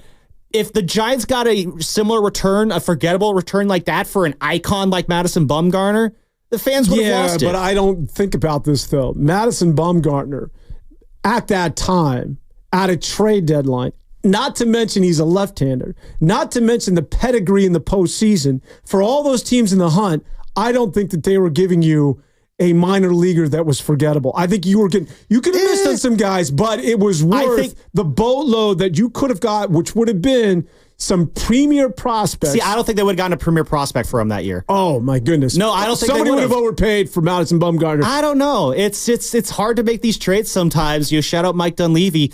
But the Giants' belief is if they had let Bumgarner walk, they were going to give him a qualifying offer, so that way they would have gotten a compensatory draft pick that would have come between the first and second rounds. The belief the Giants had at the time, and I agreed with it at that time, was whatever return you're going to get from Madison Bumgarner is probably going to be equal to or less than whatever you're going to get from that compensatory pick. So why let him walk? So why trade him when you could keep him around, get some goodwill at the fan base, and then just select your own player later on who's going to give you probably the same amount of value you would have gotten from whatever prospect you would have shipped Madison Bumgarner out for. I would disagree that you would have gotten a lot more at the trade deadline simply because of the fact that he's Bumgarner and you're in that moment. But it was going on 2.5 years of subpar pitching. No, I get it, but listen, there's a reason why Arizona went in on him and signed her to that huge contract and immediately and look how that worked out for them. Well, exactly. Who cares how it works out? But you just want to get the return. You're just giving up money, though. That's just money. That's not as big a deal in the world of baseball as prospects. But I think someone would be.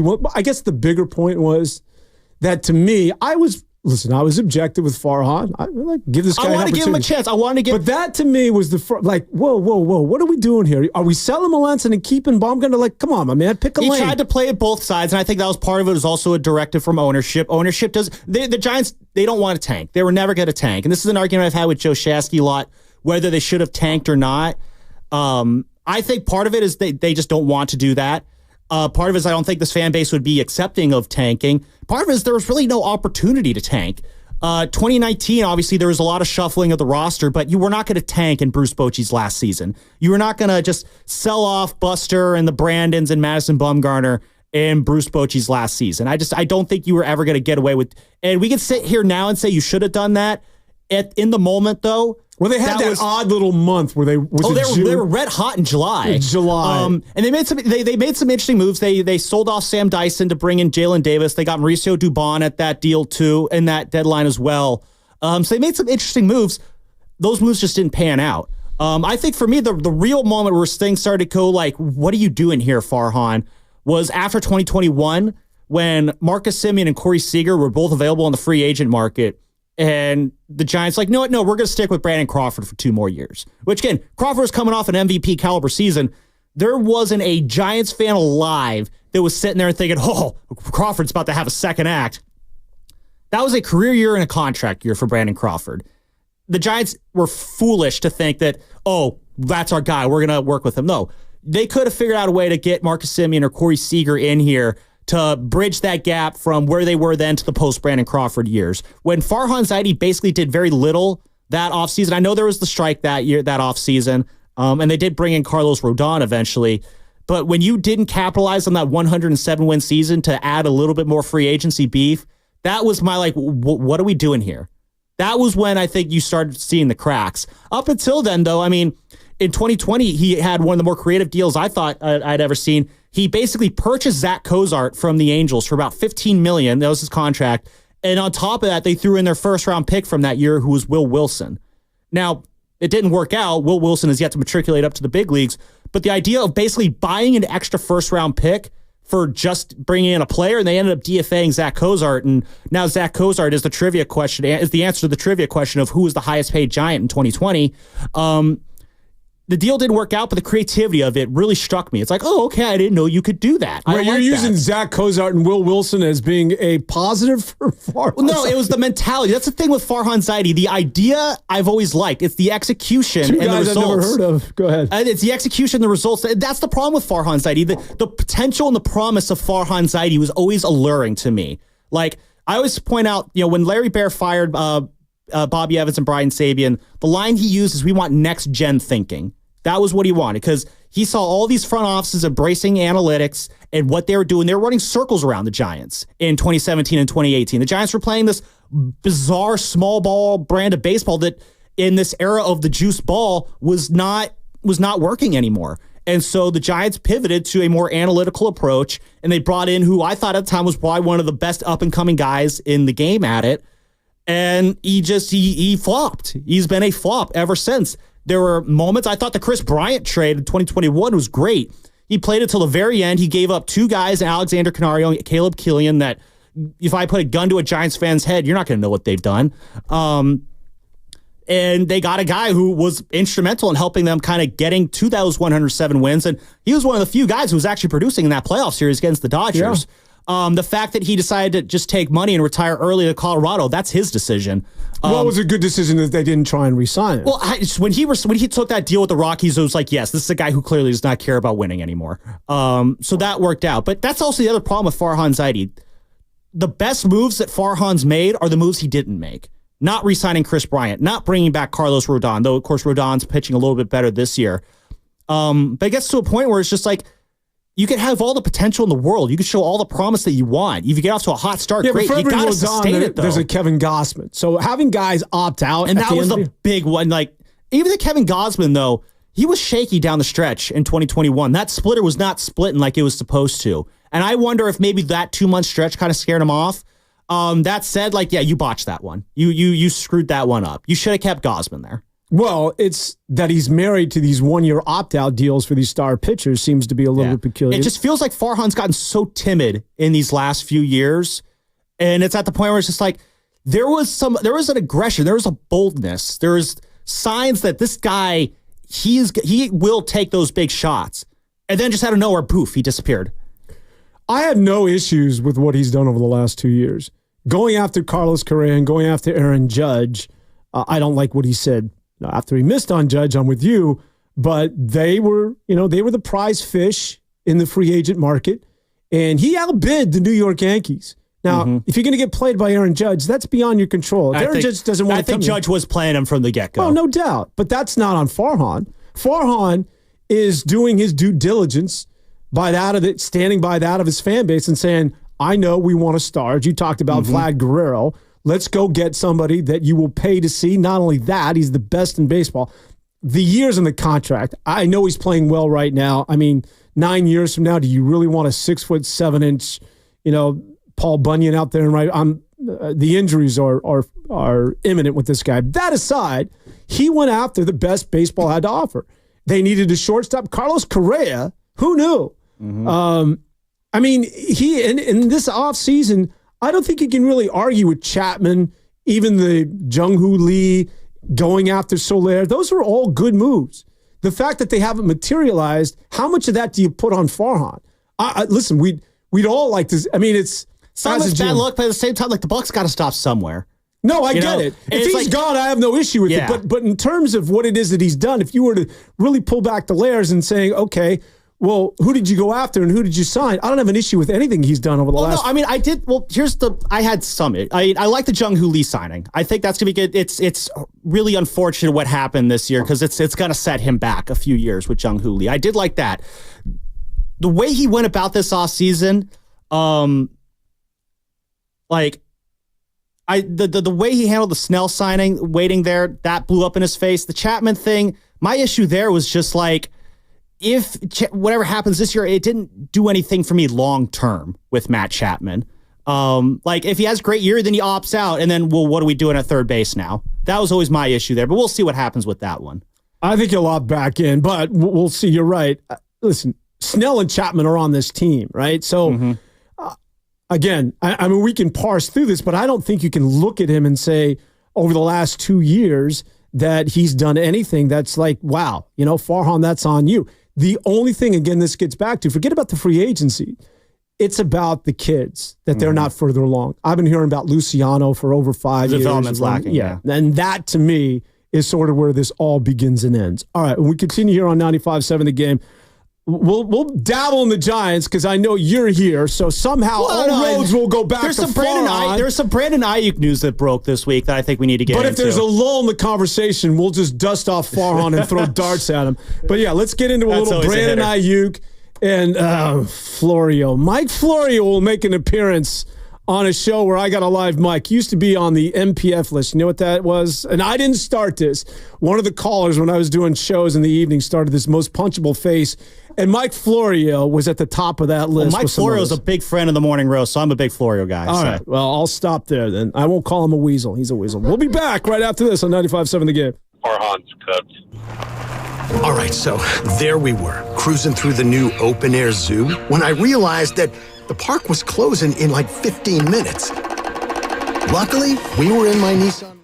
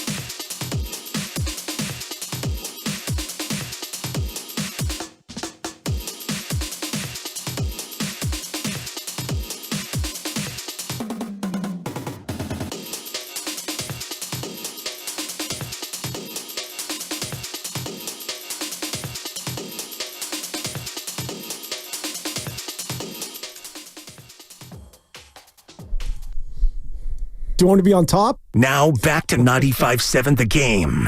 Oh, my goodness. Jersey Ken, let's move on. The lowlights of Dan Devone. I need more drops from you. So here we go. I kind of want the context of that one, but I think that's kind of the joy of drops. Is the context never matters. Yes, exactly. All right, Brandon Aiyuk is demanding a trade. I got my Florio chops ready. Yeah, we'll give really quick. I want to give a shout out to YouTube. Lovely's fan on YouTube spent 99 cents to drop a banana emoji in the chat. Oh, nice. That is how you spend 99 cents. In speaking of context, what's the banana got to do with anything? It's just random. It's just a slippery day, I guess. All right. We got to peel back these Brandon Aiyuk stories here. You're good. You're good. Let's go with that one. Yeah, let's go with the second one. All right.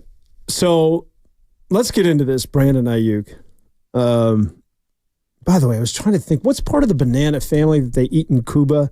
It's the plantain. Plantain, yeah. Have you ever had a plantain? Good stuff. I tried them because obviously I was in Miami, so I tried them, and all the local fried plantain. All the local Miami kids I was at school. It's like, oh, these are great. These are great. You kind of see where this is going. I tried it, and I didn't resonate with me. Wait, Sam, are you a tostones guy or are you Maduros? Tostones are the salty ones. The Maduros are the sweet ones. I did the sweet ones. Oh, and maybe the tostones are your. But here's the thing. So I went to my girlfriend and I went to this Colombian restaurant in Oakland the other night. Actually, it had one of the toasted plantains, and that was actually a lot better. Yeah, that's a good. But stuff. The sweet ones, they didn't hit. I don't know. Maybe if I tried them now, my palate has matured quite a bit since then. But no, when I was in college, it didn't hit. So my experience in Miami, when I used to cover some Super Bowls down there, so I was like, everybody is like, yeah, thank you very much. So everybody is on, what's the main strip there? Like everybody is not Coconut Grove, but like, beachfront. South Beach, everybody's Collins Avenue. There, exactly. And then I wanted some real Cuban food. So one of the locals said, well, you got to go to this little hole in the wall, which was downtown Miami. And it was literally just the best beans and rice I've ever had. Oh, I love the beans and rice. Well, yeah, but what is it with Cuban beans and rice? It's the seasoning too. Well, everything is the seasoning, but yeah, I'll never forget it because I got out of South Beach and went downtown, which a lot of people don't do. There's an old Cuban neighborhood in downtown. I forget the name of it. Little Havana. And it was amazing, man. It was incredible stuff. All right, let's get into Brandon Aiyuk. All right, he demanded a trade. Here's my Kyle Shanahan and John Lynch interpretation to all of this, if they were texting. John Lynch hits up Kyle Shanahan and says, hey, do you see this? Brandon Aiyuk's demanding a trade. And Shanahan says, yeah, I saw that just came down. There's a pause. And then Lynch says, want to play some golf later this afternoon? Yeah, sure, why not? Like, this is such a non-starter for them. Like, all right, you want to trade. Possibly. Look, yeah. That's nice. They're not going to sweat it. In terms of strategy, what is Brandon Aiyuk and his team thinking here? I mean, I hope they don't move him. They're going to move him. They'll move him. The only way they'll move him, if it makes sense to the 49ers, they hold the keys to all of this. Well, I mean, they need him to be playing this year, though, too. And so does Brandon Aiyuk if he wants to get paid. And to a degree, I think so does Brock Purdy. We had Phil Simms on a few weeks ago, and I remember he said, Brock's going to get paid off of a big part of what he does this year. So Brock, he's looking to get that reset the market deal that Jed York says he's going to get. If he's going to do that, he needs his weapons this year. And, the Niners are already kind of behind the eight ball, so to speak, coming in off that Super Bowl loss hangover. We already know how difficult that could be for teams. It's basically, unless the only teams in the last, 30 years to lose the Super Bowl and then get back to it had either a Tom Brady or a Patrick Mahomes under center. Mahomes didn't even get back after they lost the Super Bowl. They lost in the AFC title game to Joe Burrow. So getting back to the Super Bowl after losing it is really, really hard. And so they need everything clicking on all cylinders if they're going to do that. And this could be the third year in a row. Wait, just a quick side note. Sorry. Yeah. Sorry to take you out of your train of thought. What do you think has a better chance of happening? Chiefs three-peating or the Niners getting back to a Super Bowl? Oh, geez. Unfortunately, it might be the Chiefs three-peating. Really? They're just... I'm spacing. Who's the guy they got at the end of the first round out of Texas? What was the receiver's name? I'm pointing at Ken, hoping that he can bail me out here. I don't. Okay, the fact he doesn't remember off the top of his head makes me feel a little bit better. I'm blanking on the name, but yeah, the Chiefs. I mean, last year was probably the year for the Niners to make it happen, and even in the Super Bowl, they had so many opportunities. Xavier Worthy, by the way. Xavier, I knew it started with an X. Xavier Worthy, adding him, I mean, that's basically kind of they're getting the production that they were missing with Tyreek Hill. And we saw how good they are without Tyreek Hill. They've won 2 Super Bowls without Tyreek Hill.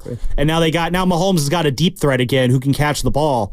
They won the Super Bowl last year, Dan, with Travis Kelce at age 35 and singing Taylor Swift songs as their number one pass catching option. They're going to be better this year. They're going to be scarier this year. They have a scary defense. And they're also the Chiefs. Yeah. So, yeah, I think, unfortunately, a three-peat is more likely than the Niners getting back to the Super Bowl. You know, when you think about Brandon Aiyuk asking for a trade, it's kind of like me throughout this show just randomly saying, I like cookies. I like cookies. There's your drop, by the way. All right, I mean, seriously, you would look at me going, all right, that's nice. Nice, Dan. Thanks for sharing. What do you want me to do with that? What the hell we get? Like, the fact that he wants a trade, if this was just prior to the draft, maybe we could do something with it. At this juncture, I mean, maybe you're posturing, but that's not moving the needle in one direction or the other. The fact that you're asking for a trade, the Niners aren't going to trade you. They will if somebody steps to the forefront and says, I'm going to give you, 2 number ones, 2 first-round picks. Would they, though? I mean, I think we got Mike Florio. Maybe not, yeah. I think they got Mike Florio saying something kind of different. Ken, can we play that, please? It's funny. He'd been very compliant.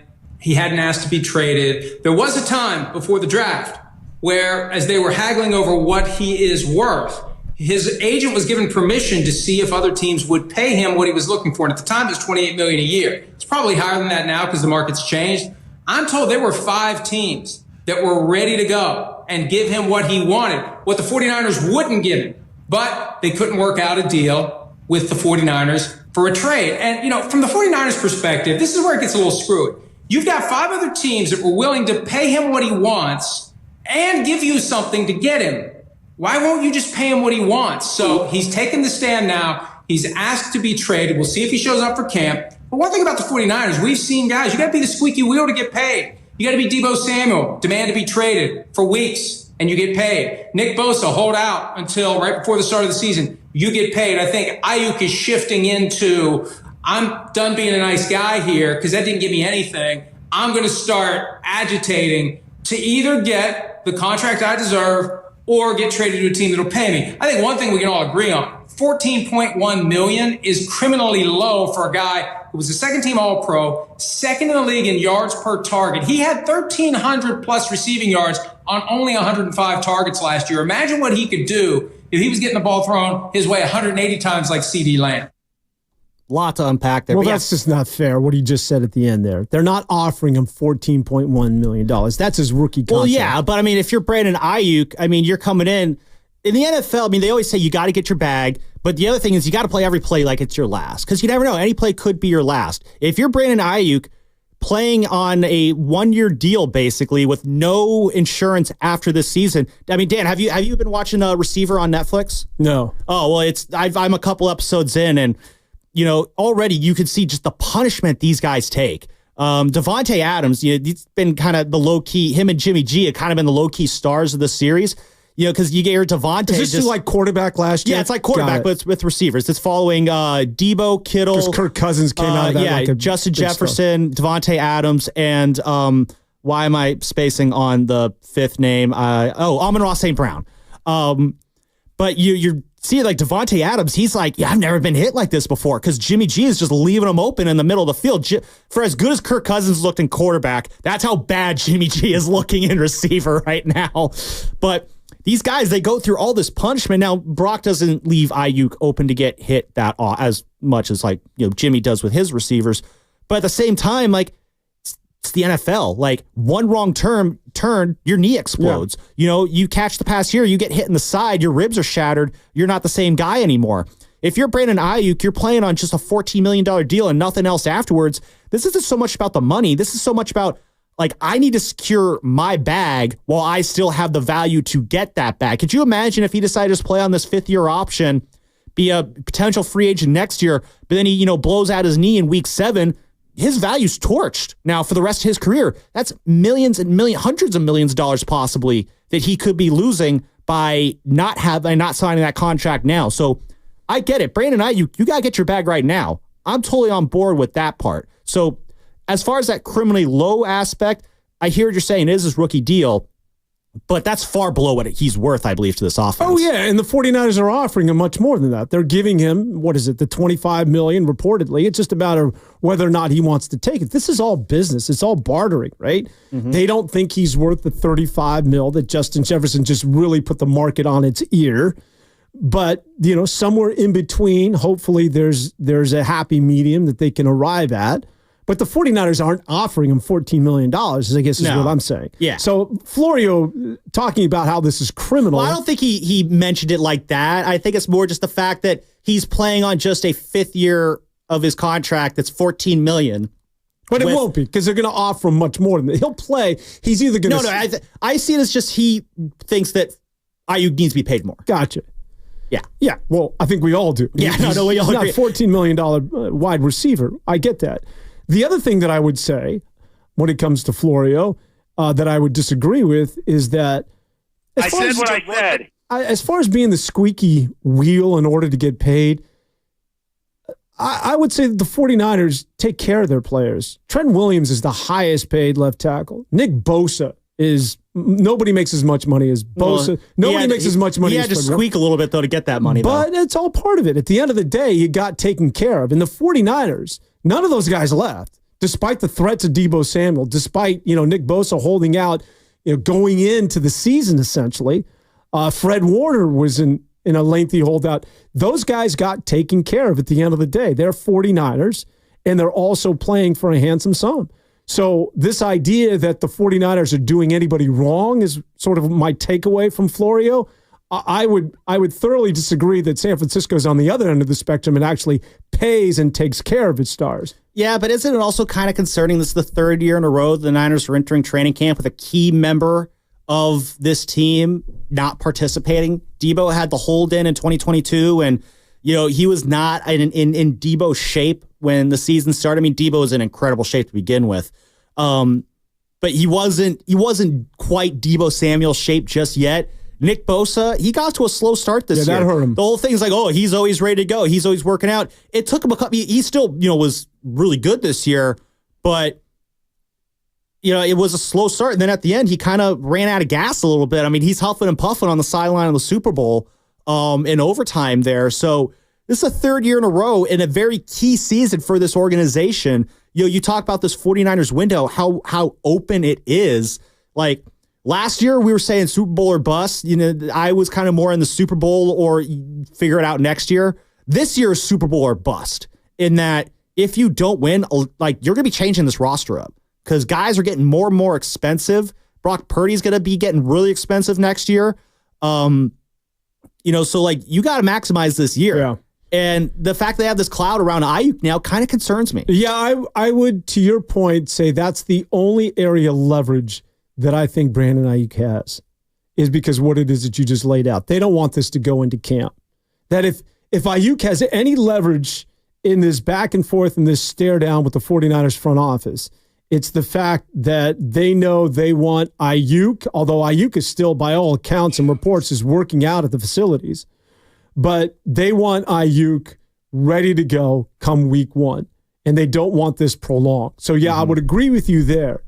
But this just comes – the idea of him wanting a trade is a non-starter. And I don't know why. Was it – again, is it bluster? Is it – what is it? What does that usually do? Probably bluster. Well, what do you make of what Fleur said at the beginning, that there were 5 teams that had offers they were willing to throw at Aiyuk? What do you like – there were apparently deals. I'm kind of curious what those deals might have looked like. That's just that's the bottom line. Do you think it's the Niners just holding out for a first-round pick? Yeah. It's San Francisco saying, yeah, we'll trade him, but it's got to make sense to us. It's got to – I mean, there is clearly something that they have in mind in terms of what it is that they want in order to trade Aiyuk.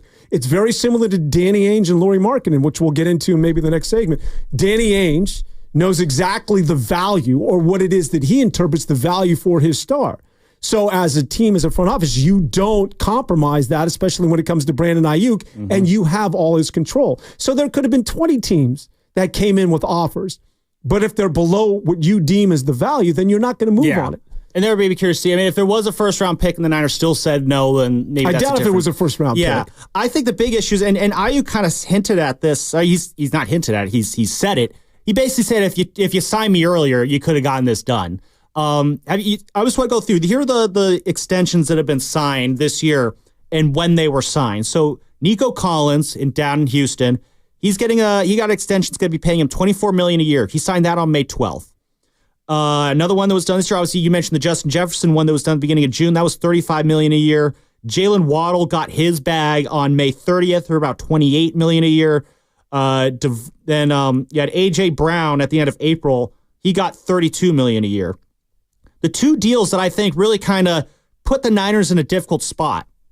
On April 15th, tax day, Devontae Smith inked a deal that's going to be paying him $25 million a year. That was on April 15th. And then 9 days later, I think the one that really the Niners kind of got screwed on when this happened was Amon-Ra St. Brown on April 24th, inked a deal that was going to be paying him $30 million a year.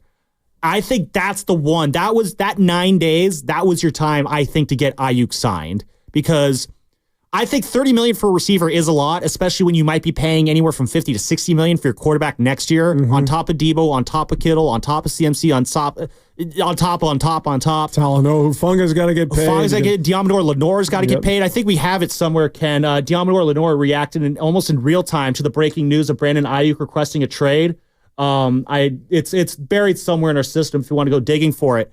If you don't want to, it's totally cool too. But Lenore, I mean, he's listening to this like he's trying to get paid too. So he's kind of taking notes here of what's going on. You can't pay everybody, and everyone's going to be wanting to get their bag. But I think the Niners, they had a window to sign Aiyuk to a deal that would have been fair. I mean, they're going to pay $28 million a year, but they don't want to give Aiyuk something similar. They had their window. I just think they missed it. Yeah, no, I would agree with you there. If there's one wart, again, is that they should have done this a lot sooner. And I think in retrospect, the 49ers would admit as much. You know what I like when it comes to free agencies? Philadelphia locks up guys. They're like, let's not even do Howie this. Roseman gets it done, man. Let's just go. Let's get our guys and not even fool around. The 49ers, typically things don't get done till right about now. And it's just sort of the way they work. Yeah, Debo, when was Debo? Debo, I think, was during training camp, but Bosa, I mean, it was week 1 when Bosa got done. So, I mean, I want to see this team locked in, ready to go on day 1 of training camp. It's going to be a slog this year to get back into the playoffs because last year it was Operation 1 seed. Then it was Operation Vegas. This year, though, they were at the top of the mountaintop. It was right there, Dan. They were basically a play away from winning the Super Bowl in overtime. But now they got to climb all the way back up there again and then hope to God that Patrick Mahomes is the one waiting for them there when the Super Bowl gets to New Orleans this year. It's going to be tough. They need all cylinders clicking. It's going to be tough, but when you look at that team, at least on paper, which is a scary thing to do, they're so damn good. Oh, yeah. I mean, they're still the favorites. They got to be the favorites in the NFC right now, just top to bottom. I mean, even with the NFC being as tough as it is right now. But there is something that happened to that football team, I think, Christmas Day a year ago, where they were so good, they were so dominant, and then when the Ravens punched them in the face, something switched. Yeah, Brock was not the same for a while. They just were not the same team, and even in the playoffs, where they were sort of on borrowed time when you think about Detroit and Green Bay. We could talk as much as we want about what happened against Patrick Mahomes in overtime. That was the first pass that Brock threw against Green Bay almost should have been a pick 6. Yeah. So, and I don't know exactly, and whether it was that game against Baltimore that was sort of emblematic of the changing of the events for that football team, but you could clearly see that it was not the same sort of demeanor of that squad going forward. But again, when you look at McCaffrey and when you look at Debo, and I'll even remove Brandon Aiyuk, and why don't we just do that for the sake of this conversation here in the last 5 minutes of the segment? Let's just say worst case scenario, Brandon Aiyuk is not with his football team. And I know you're going to disagree, I'm still of the belief that they're still very good and do not miss as much of a beat as maybe some people might think. I think it's very, very hard to talk Super Bowl if you don't have Brandon Aiyuk.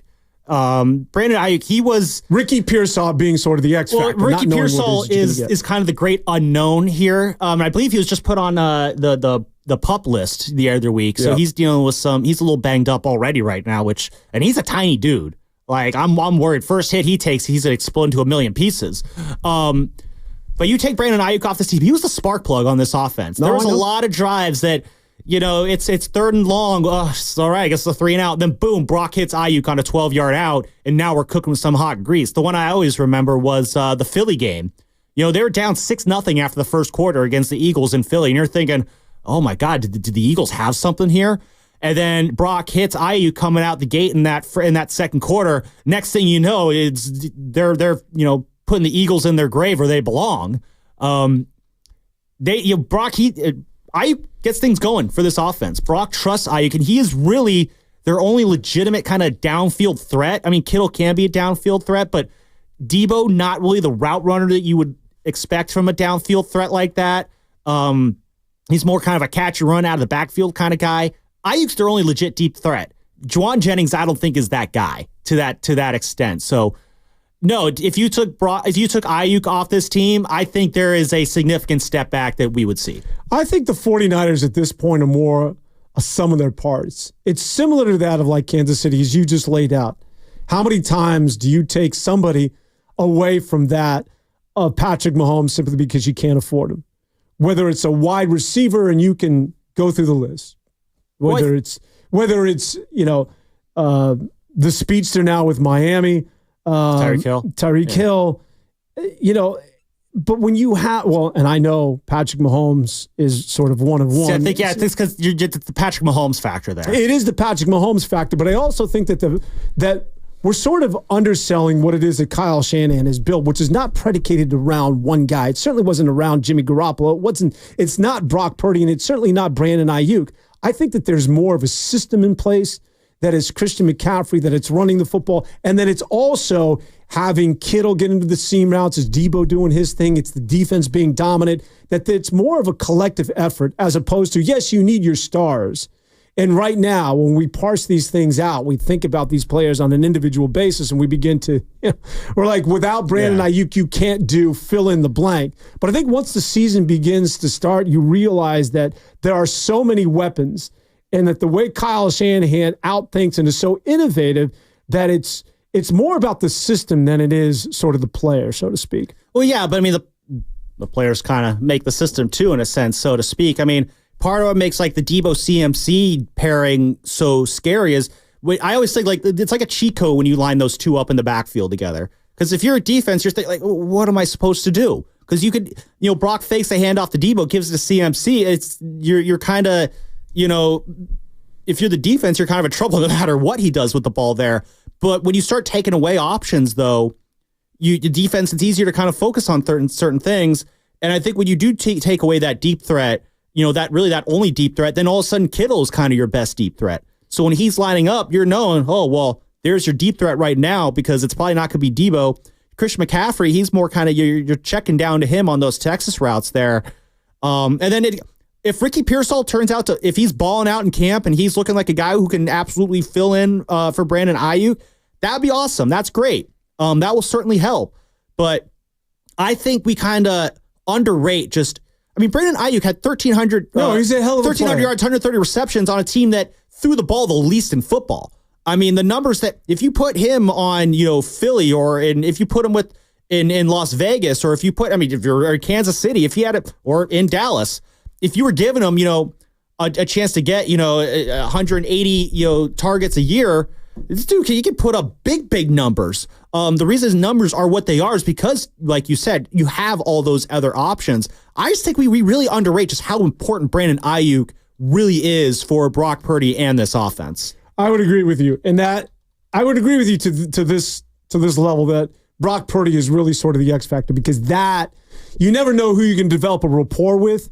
And so Brock Purdy, for whatever reason, he locked in on Brandon Aiyuk, and those guys have that symbiotic relationship. So the last thing you want to do to Brock Purdy, not necessarily Brandon Aiyuk, but Brock Purdy is saying we're taking away your number one target, because clearly you can see that there is a chemistry that's developed between those two. But hey, listen, when you talk about rookie wide receivers and Ricky Pearsall, First name Puka, last name, what was his? Puka Nacua, right? Yeah. Puka Nacua. So there you go. A rookie wide receiver can make a huge, huge statement, especially a kid that was drafted in a much lower round than that of one Ricky Pearsall. We got to get out. We'll do a break. When we come back, we'll talk more about the 49ers. What do you think about Brandon Aiyuk? And does this team have a chance of going back to the Super Bowl without their star wide receiver? It's Sam's Lubman and Dan Avone here on 95.7 The Game. So what are you reading? I'm checking out the ratings on the new TVs, and it looks like Samsung, LG, and Sony got the best scores. Just like last year. What about those new high dynamic?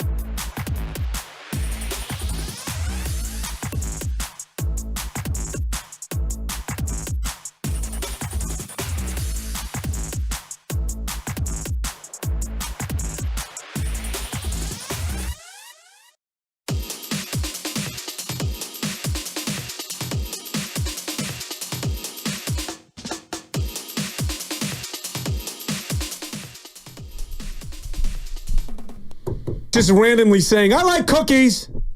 I like cookies. Now back to 95.7 The Game. My point being there that it's just such a non-starter and such a random thing to say, really, when you think about it, by Brandon Aiyuk. I want to be traded. I want to be, well, okay. Yeah, what do you want me to do about it? It ain't going to happen. We have the keys to the car, and there's no reason to trade you, which was just sort of a bizarre thing to say at this juncture of the negotiations between the two. We were talking about, and somebody on the text line wants to know the injury and the extent of the injury to one Ricky Pearsall. Can you detail that, Sammy? Yeah, so I was looking up, and we like to do a little segment on the morning roast called the injury report. It's time for the We won't do the whole one there, but so I just looked into it. Yeah, I can do the drops too, Ken. It's all good. So right now, just looking it up. So you don't need either one of us, you know. You don't need a producer. You don't need me. You don't need anybody. Well, I've done all of this stuff kind of behind the scenes already, so you kind of get used to it. You know who's really good at all this stuff without host is Spadoni. He is a wizard on all the buttons and boards and whatnot. So we know that Ricky Pearsall was injured. The injury he suffered away from the 49ers facility, but the Niners are not announcing what the injury is just yet because they don't have to. The earliest they have to announce what the injury is when they release a injury report for practice, and that will be this Wednesday when the Niners open up training camp. That is when we will probably at the earliest find out what exactly is going on with Ricky. So, what are the pros and cons of not listing what it is that he's dealing with? I guess the pros, you know, these teams, they always like to keep things secretive because they don't want, the guy's foot's hurt, so let's go after the foot, or something like that. I'm not really sure what the cons are other than just like, again, the way I guess the collective bargaining agreement, the requirements is just like they have to announce it with the practice report. The fact that he's like the practices, the training camps haven't opened up yet. Guys are still away from the team right now. So when guys start filtering back in is probably when we'll start seeing all these updates. But by all accounts, it's not of the severe nature. I don't want to say yes, that's the case, and then it turns out that like, oh yeah, he just he blew his ACL out playing to pick up basketball, you know. So I feel like if it was that bad, if it was like horrific, like season altering, that probably would have gotten out. If it's like, you know, he sore quad or he strained his groin, then you know, something that you're gonna miss a day or two. That's easier to kind of like, we'll let people know when the time comes. But if there's one guy, especially with the situation with Brandon Aiyuk being so tenuous as it is, that you want in camp from day one and ingesting as much as he can, it's the kid Ricky Pearsall out of the University of Florida. No, this is kind of an important one for the Niners to have available because, yeah, this whole thing with Brandon Aiyuk is basically based off the whole, like, what's going on with Ricky Pearsall. They kind of drafted Ricky Pearsall as a sign that, you know, either Brandon Aiyuk or Deebo Samuel are probably not long for the Niners right now. He's your insurance policy. Kind of, yeah. I mean, he's there if Aiyuk or Deebo leave. This is the guy we're bringing in, along with Jacob Cowing out of Arizona, who came, you know, I think he was a 5th or 6th round pick in this year's draft. So we can't lose both of them. We'll lose Aiyuk for now. Let's not get ahead of ourselves. And Deebo is still under contract at least for another year. But as I mentioned going into the break, I talked about, well, you don't want to lose Brandon Aiyuk because you're a better football team. My feeling is, though, if he's not available and you're going with Ricky Pearsall and you're going with Juwan Jennings and you're going with some other players, that I still think that there are so many stars on this football team. And I also think that Kyle Shanahan, being who he is in terms of an offensive mastermind, that the 49ers are still going to be okay. Maybe the offense isn't as prolific, but it's not going to be the reason why you don't get back to a Super Bowl, as I've heard repeatedly from a lot of people. Well, yeah, I mean, then you're looking at the defense there, and we've not really talked about that. I mean, Dre Greenlaw, he's going to be out probably all year long now with that Achilles injury. You know, Tarvarius Ward, we'll see where he's at. Fufanga, he's going to come back from an ACL. Hopefully he'll be good to go because, I mean, I think you kind of saw in the Super Bowl with Hufanga and with Dre Greenlaw, they really just started picking on their side of the field. Oren Burks, poor guy, he was put through the blender in that second half. They were just picking on him with Travis Kelce the entire second half. And so you got to think if Hufanga and Greenlaw are both there, it's probably a different story there. Then on the other side, you know, you got Nick Bosa down in the defensive line there. Hopefully we'll get a better season out of Javon Hargrave here. But on the other side, I mean, a big struggle last year was finding a good pass rusher on the opposite side of Nick Bosa. Yeah, I just wanted to go back to the linebackers because as camp opens up, you're always looking for those competitions, right? Mm-hmm. With Greenlaw out of the picture, it's going to be really competitive to see who's going to be that number 2. And one of the guys that's jumped out, and I'm not in on it as much as some, but this Devondre Campbell is a name that I keep hearing as somebody that could rear his head and really challenge for that number 2 spot alongside Fred Warner. But as camp begins and you're looking for storylines, that's one to keep an eye on. Yeah, it's definitely keep an eye on Devondre Campbell. I think Demetrius Flanagan-Fowles, he's got experience playing in this defense.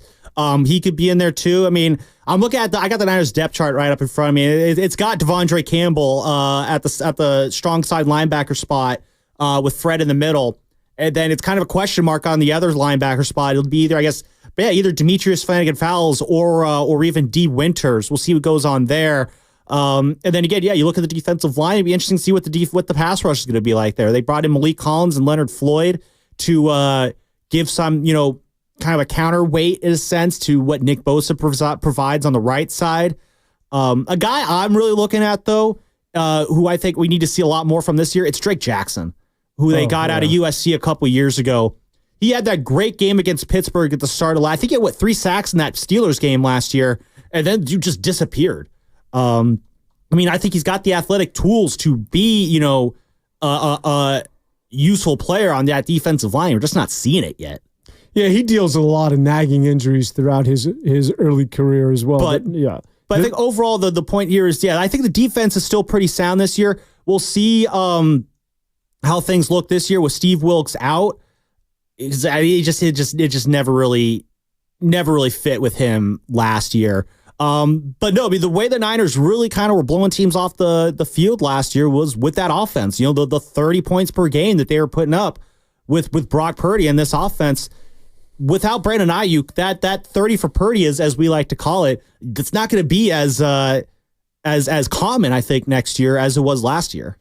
Yeah, so again, that's where a lot of this sort of, as far as this conversation, I kicked things off by talking about Brandon Aiyuk and a team without him and what that would look like. And again, you're not going to be as good, but I still think you're going to be good enough. And if you're to think about at the end of next season, if they do indeed do not get back to a Super Bowl, I don't think you're going to point a finger and saying, well, Brandon Aiyuk wasn't there. It could be a part of it, but I think there's going to be other much more apparent reasons. I just think that offense has so many stars, and with a guy like that, a Kyle Shanahan, that's pulling the trigger, you're going to be in good hands. For crying out loud. I mean, he took you to a Super Bowl with Jimmy Garoppolo in an offense that was good, but not nearly as capable as what it is that they're putting on the field in 2024. So, by all intents and purposes, I think this gets wrapped up with Brandon Aiyuk. I just, you're going to have to eat some pride here. Brandon Aiyuk has no leverage in any of this. The worst case scenario is that, that he can get franchised. He doesn't want that.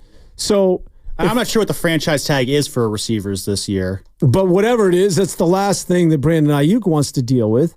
But Brandon Aiyuk has to recognize that, you are under team control, and demanding a trade means absolutely nothing aside from giving guys like us something to talk about. Mm-hmm. And that right now, what you have to do is ball out regardless. Mm-hmm. If you want to get Justin Jefferson money, you have got to put together a season similar to last year, if not better. Well, you don't think he's already kind of balled out at that level? I mean, the numbers may not show it, but again, keep in mind, Justin Jefferson, he is the focal point of that Vikings offense. Who else are you really kind of looking to there? They got some good young receivers there. Jordan Addison. Is KJ Osborne still there? This is how up to date I am on the Vikings. It's going to be Sam Darnold's favorite target. Oh, Sam Darnold, man.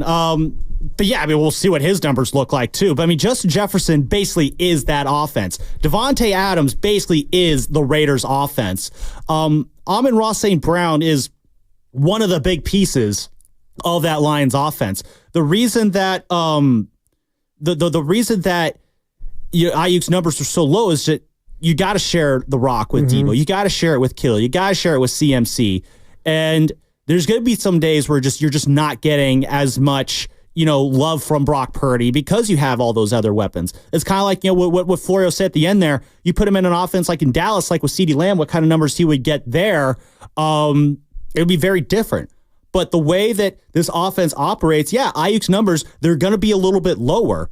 But I don't think that means the performance is lower either. Like, he was just put in the top 10 receivers in the NFL by coaches, executives, and scouts and whatnot. I think, Brandon Aiyuk, I think is better than the numbers that he's been putting up. Yeah, my point is that he can ill afford to hold out or not have a good season simply because he's in this current contract negotiation. He still has to play well for whatever reason. He doesn't get his asking price and hits the market as a free agent. You have to have compiled a good season in order to demand the sort of money that he's going to want at the end of next year. But I think that the 49ers, much like that of Bosa, much like that of Deebo Samuel, that we've been here before, that, again, in retrospect, San Francisco should have done this months ago, but we're at where we're at. And the 49ers are going to, if you were to pick, Sam, a number off the top of your head, I want to say the offer they're coming in at is at 25. He's asking for somewhere over, I want to say north of 30. My guess is he's probably won that Amon-Ra St. Brown deal. That would be my guess. And I'm saying that the 49ers find that happy medium somewhere around 27 to 28. Yeah. And that's stretching it for San Francisco. I think that's when the deal gets done. Yeah. But I said, go ahead. No, I think that, I agree. I think, 28, that would be the good happy medium there. It'd be a lot of money to commit to him and Deebo plus Kittle. But I think they can make it work this year. They've been playing this whole game of let's kick the can down the road. Eventually the road will come to an end, but I think that road ends next off season, which is why I consider this season a Super Bowl or bust season. Because after this year, with the money you have to give to Brock, if you do pay Brandon Aiyuk this summer, you're going to have to start making there should be some cap casualties next summer. Whether it's, I hope it's not Brandon Aiyuk, but I'm looking at Deebo Samuel. I think he kind of knows that. I think everybody kind of knows it, that if Aiyuk does get signed, I think that sets up the Niners to move off of Deebo after this season. Well, it all gets going next week when camp officially gets underway. We'll obviously keep an eye on what's happening with Brandon Aiyuk and that contract situation as he has demanded a trade this past week. The 49ers will not trade him unless, I shouldn't say will not, if somebody comes to the table with a ridiculous offer, it's going to be for draft picks. Even at that.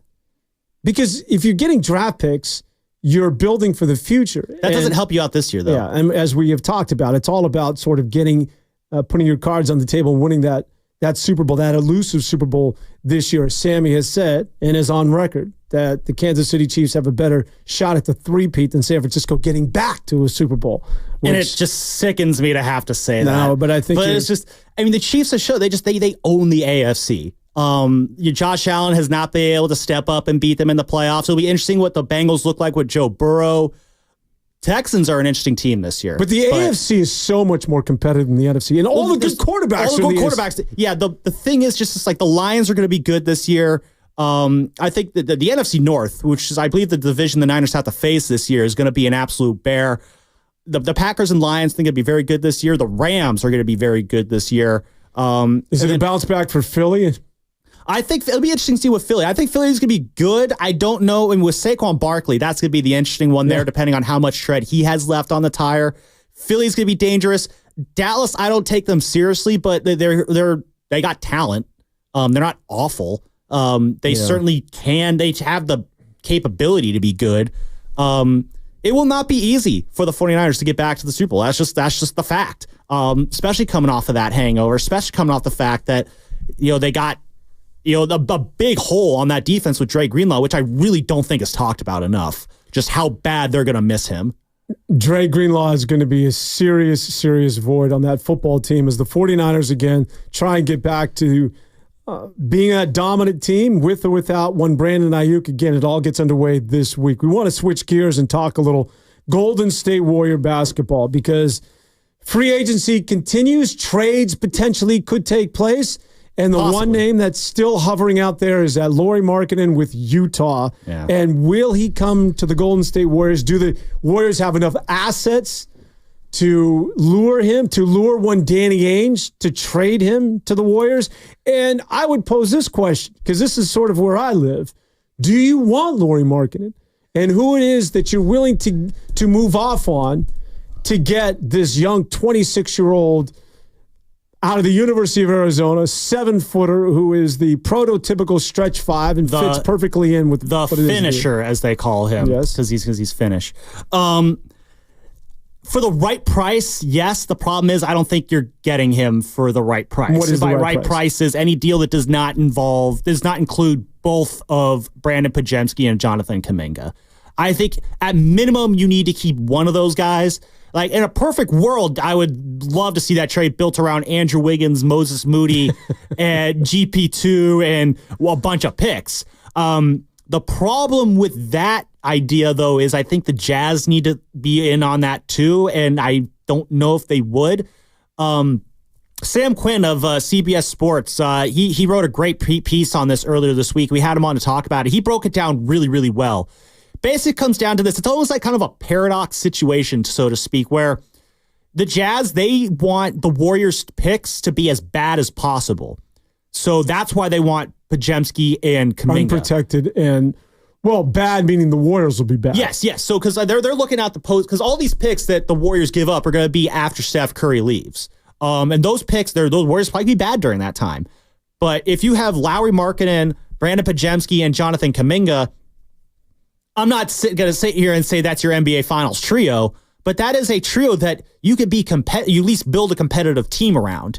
So that those draft picks that the Warriors are going to be sending away, they're not going to be top 5 draft picks. They could be at the back of the lottery, or maybe even out of the lottery, which does nothing for the Jazz. So the Jazz, they want Podziemski and Kuminga, not so much for now, because the Jazz, they're trying to tank right now. They want Podziemski and Kuminga now because if those guys become good down the line, then that helps the Warriors out, and they don't want that. So they want those two guys because they could help them out down the line while also getting that draft capital in. The Warriors, on the other hand, the draft picks are kind of immaterial to them, but with Kuminga, there is a lot of what could be. And then Podziemski, they really like him a lot. He's probably going to be slotted in as your starting 2 guard. Now, whether he finishes games or not, that's TBD. But the Warriors like Podziemski a lot, so much so that Joe Lacob is saying that he's going to be an all-star someday. I don't know if I would go that far with Pods, but the Warriors, they clearly see a lot of value in him. Having Pods, JK, and Lauri, and Steph, and Draymond, and TJD, you're feeling really, really good there. So something's got to give at this point. The question I kind of have, Dan, who can afford to just walk away from the table with nothing here? Like, if the Warriors just like, you know what, this is getting, I don't want to mess with Danny Ainge here. Just going to wipe my hands. We're just going to go in with what we have here. Or does Danny Ainge just be like, you know what, you guys aren't playing ball here. We're going to just sign Lauri Markkanen and figure it out later. I can answer that for you. Yeah. All right. What's your answer? Both can. Yeah. I'll start with the Utah Jazz. First of all, I'm not thoroughly convinced that Danny Ainge is ready to move off on Lauri Markkanen. Like, this is not like a Paul George scenario. This isn't Jimmy Butler. This is not an unrestricted free agent, first of all. Okay, so he has to be traded. Also, there's no acrimony with Lauri Markkanen and Danny Ainge. And by all accounts, Lauri Markkanen enjoys Utah. He likes living there. So I'm not necessarily sure that Danny Ainge is at a point where I need to trade this guy, or we've reached a point like that of Klay Thompson where he's got to go. It's a foregone conclusion. There's a strong possibility at age 26 that he's young enough that they can still use him as a centerpiece and build around him. And let's face it, being a tall white guy in that Mormon community, I don't want to go down that road, but it doesn't hurt. And I'm just telling you that I'm not necessarily sure that Danny Ainge is ready to say so long. And that's where it sort of begins and ends with. Danny Ainge is, as we all know, the T-Wolves online too. He will go after everything that you have and does not care. I talked about how the 49ers have an asking price. Well, you can rest assured that Danny Ainge knows exactly what he wants in return for that of the Golden State Warriors.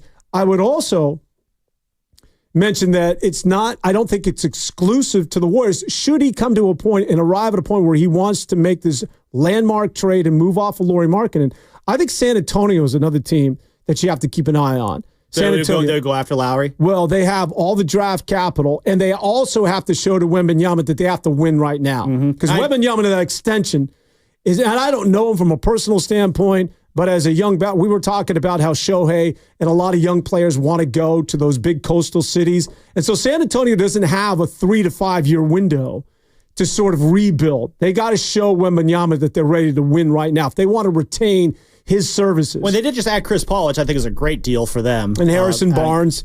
So, which kind of gives mixed messages. Are we getting veterans to build for the future, or are we getting Lauri Markkanen to sort of win right now? But I'm just saying, I guess the larger point being, Sam, that I don't think it's the Golden State Warriors are bust. That I think that there's other teams. Oh, no, they could probably find other teams to move off of them. I agree. I think the Warriors would be fine to walk away from this deal and just not deal with it. I do think, though, with the Jazz, though, there is a little bit more pressure because, like, they are trying to tank, and I think Lauri Markkanen makes them a little too good for that.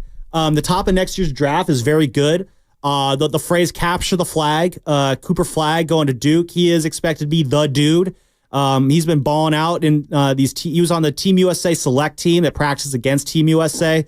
He was getting some rave reviews. So he is he was balling. He is the light. He's kind of the carrot at the end of the stick, so to speak, for these teams that just want to bottom out this year and go for that number one pick, which the Jazz would be one of those teams. Remember them last year? I want to say it was in February when they were actually playing really well. And Lauri Markkanen, and they were like winning all these games. And they were playing the last thing that Danny Ainge wanted. But luckily, it was in a year where the draft was just absolute poo. But the draft is a lot deeper next year, so you're going to want to be in the pool in that running for those top 5 picks. I think Lauri makes them too good for that. So I think if you're the Jazz, like, you lose a lot of leverage once that August 6th deadline hits, where you have to, where you can actually start to sign him, because once you sign him to that extension, you can't trade him for 6 months. So obviously, you sign him on the 6th, you can move him on February 6th, which is the trade deadline. But if he signs that deal on the 7th, you can't move him until next year, and you're stuck with him all year, and you got to hope that he doesn't play you out of the lottery. And we can get into that some more on the other side too. Yes, because when we come back, I'll tell you why I think it's the best thing for the Golden State Warriors not, and I mean not, to trade for one Lauri Markkanen and just to stay put. Mm-hmm. It makes no sense, at least in my world, to go after Markkanen. Just hit reset and stay with what it is you have. I'll detail that. We'll get into your calls. We'll talk about the Golden State Warriors and the potential trade that I continue to hear every day, which makes, and maybe, Sam, you can convince me, because quite frankly, it makes absolutely no sense whatsoever to trade for Lauri Markkanen. Sam Lubman will somehow try and convince the kahuna. Good luck. It ain't happening. We'll continue on 95.7 The Game right after this. Hey, it's your boy Guru. Every time we put a rat on the table during our show, it's brought to you by Atco Pest Control.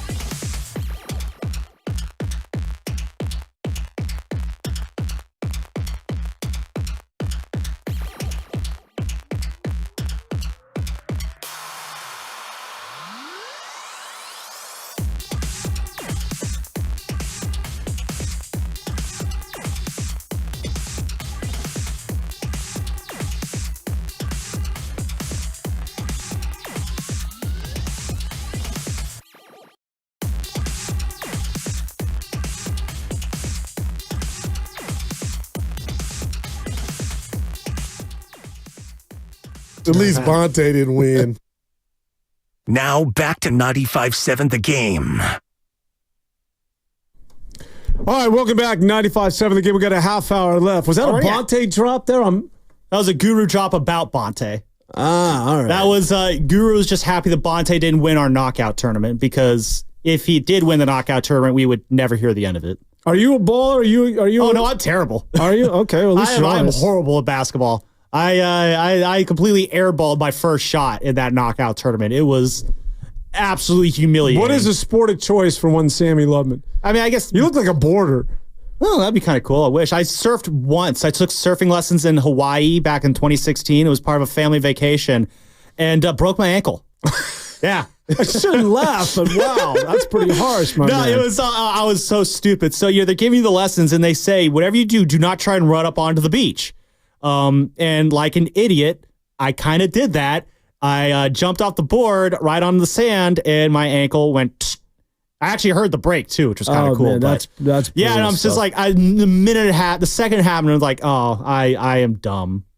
I was dumb. When you were in Miami, were you going to? Don't you think the beaches of Miami are so complete? The Atlantic to me is so much entirely different. Yeah, it's like you're getting into a bathtub. It's so like in the Pacific Ocean, it's like there's like this whole like process you have to do of like you wade in bit by bit and get adjusted to the water. The beaches in Miami, though, is just you jump right in and it's like, oh, this is awesome. Yeah, I find the water and just the waves in the Atlantic as opposed to the Pacific are entirely different. I always say you can blindfold me, drop me off in Peru, and I'll recognize the Pacific Ocean. Yeah. Being from Hawaii, I know that, baby. The Atlantic, I'm like, well, you get nice warm water out there in Hawaii, yeah. Well, too warm, though, because I swim in the bay here, which is like in the 50s.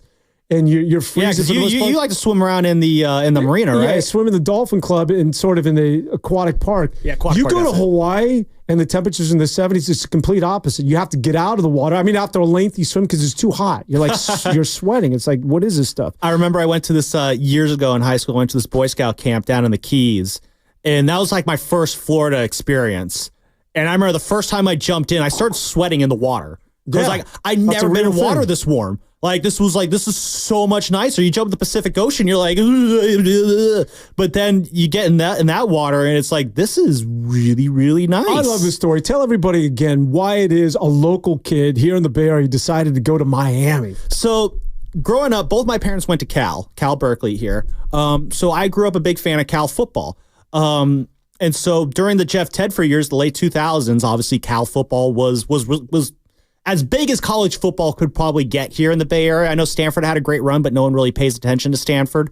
But Cal, those Jeff Tedford teams, they were really, really good. Yeah. And Marshawn Lynch, J.J. Arrington. Oh, yeah, Deshaun Jackson. Lavelle Hawkins, Justin Forsett, Javid Best, man, one of the what could have been. Yeah. He might have been the fastest of all those guys. He was so fast. The problem is you tackle him, he shatters. Went to the Lions and didn't have much of a career. But I remember playing with Javid Best in Madden, and it was almost like a cheat code. You give him, those outside runs to take it to the house. Next drive, you hand it off to him. He gets tackled. He's done for the game. That was the Javid Best experience. But 2008, Cal went 8-4, and they ended up going to the Emerald Bowl at then AT&T Park, now Oracle Park. And playing them in that game was Randy Shannon and the Miami Hurricanes. And where we were sitting in section, I want to say 117. In the promenade level of Oracle Park, right by that my favorite garlic fry stand there, right by the press box, and that happened to be right next to the Miami band. And I was kind of irritated about the time. I was like, no, if I'm gonna be next to a band, I want to be next to the Cal band. Like we were almost basically sitting in a Miami section in a sense. And all night long, they're doing all the band's playing, they're dancing, everyone's throwing up the U in our face. And Cal ends up winning the game. It was a close one. Nate Longshore hit Anthony Miller in the end zone as time was standing. That's the name I've not heard. Yeah.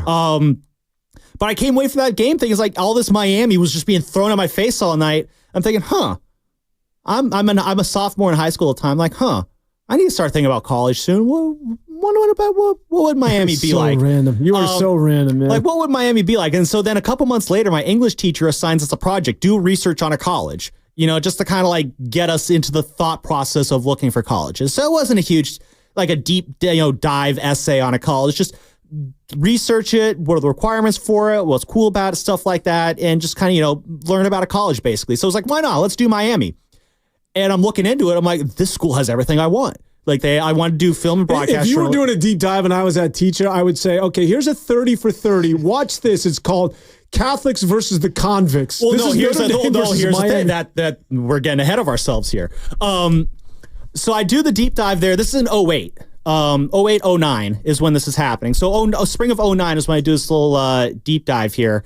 And I'm like, I kind of like this school. That's why I learned it's a smaller school, 10,000 total, 8,000 undergrad, 2,000 graduates. So I learned it's a small school in a big city with a big football tradition, which was kind of what I wanted. Because I heard all these horror stories, but when my mom would go to Cal, how there's a line 500 people long just to meet your professor. Like, I didn't want that. Yeah. I wanted something smaller, more intimate, more personal. So it's like, wow, I kind of like what's going on here. That summer, the U comes out, the original one, and I'm watching it, and of course, the line I always love: if you don't like us dancing, don't let us get in the end zone. I'm like, this is so cool. I want to be a part of this, and so it just snowballed from there. And then spring of 2010, spring break, my dad and I, we do our college visits. Shout out Jim Lubman. So we visited Miami, Florida State, and that trailer trash town of Tallahassee, and then we did Michigan State. We did Miami first, and we could have just canceled the rest of the trip after that because I was hooked. We were there. It was Miami in the spring, which is like the best time to be in Miami. Yeah. And I'm just like, this place is so awesome. I need to come here. Nuts. And so basically, rooting for Cal football basically drove you to Miami. Drove me to Miami. And so this October, I'm very excited. October 5th, it's like a full circle moment for me and my dad, so to speak, because my dad kind of was a big part of this journey as well with me.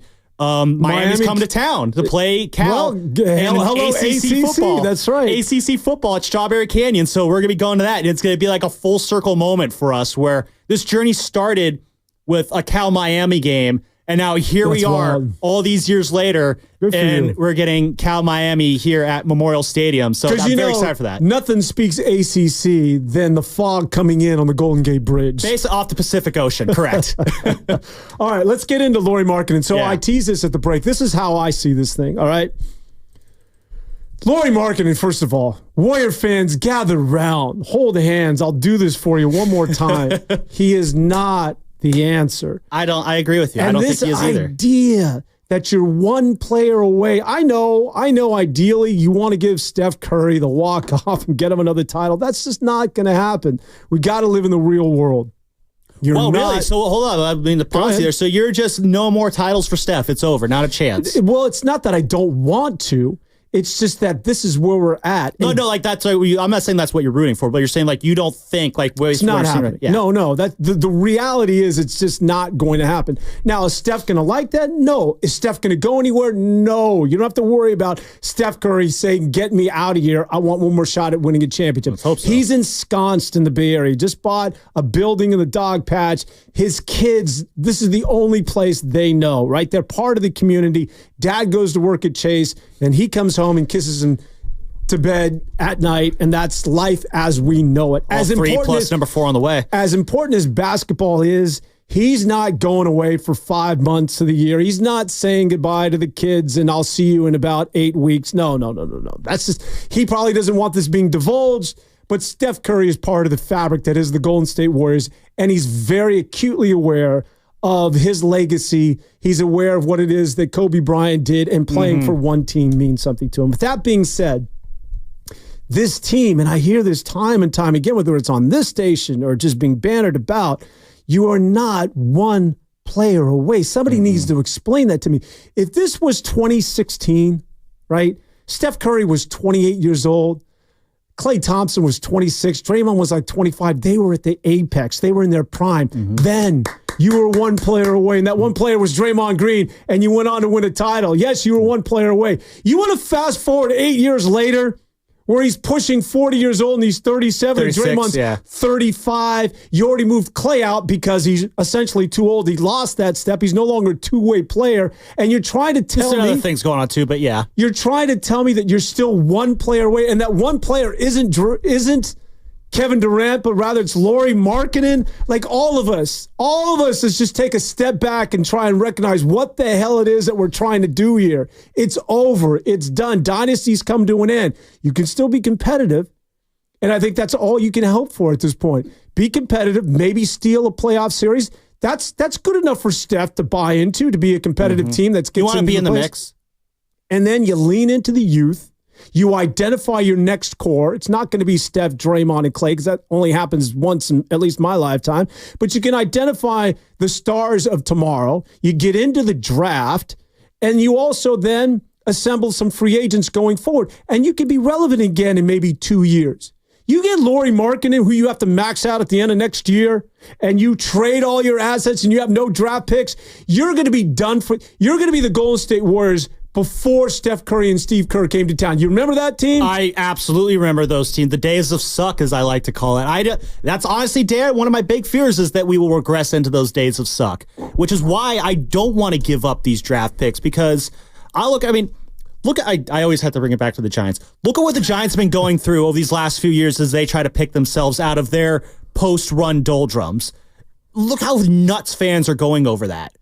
If you think that with the Giants rebuild has been tough, the post-Steph rebuild is going to be a whole other level of frustrating, especially if you don't have your draft picks. So for me, like if you're Joe Lacob, you're Mr. Light Years. You're always light years ahead, thinking ahead. The reason that Joe Lacob was able to get Kevin Durant was in part because they identified, we see a salary cap spike happening right when he hits the free agency market. We got Steph on this absolute, steal of a deal right now when he had that 4-year, $44 million deal.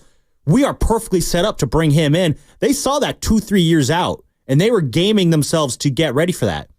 Joe Lacob is always looking forward ahead. You don't get to his level of success taking things one day at a time.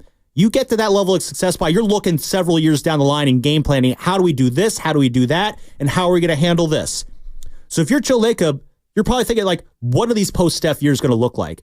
Because if Steph retires in 3-4 years and you have no draft picks and you have no Jonathan Kuminga and you have no Brandon Pajemski and you got Lauri Markkanen and a bunch of scrubs out there, that's going to be really, really not fun to watch for the 8,000 people a night going to Chase Center. Joe Lacob doesn't want that. Yeah. So he is going to be he's going to be setting himself out to make it so these post-Steph years are not what, Oracle Arena used to be back in 2003.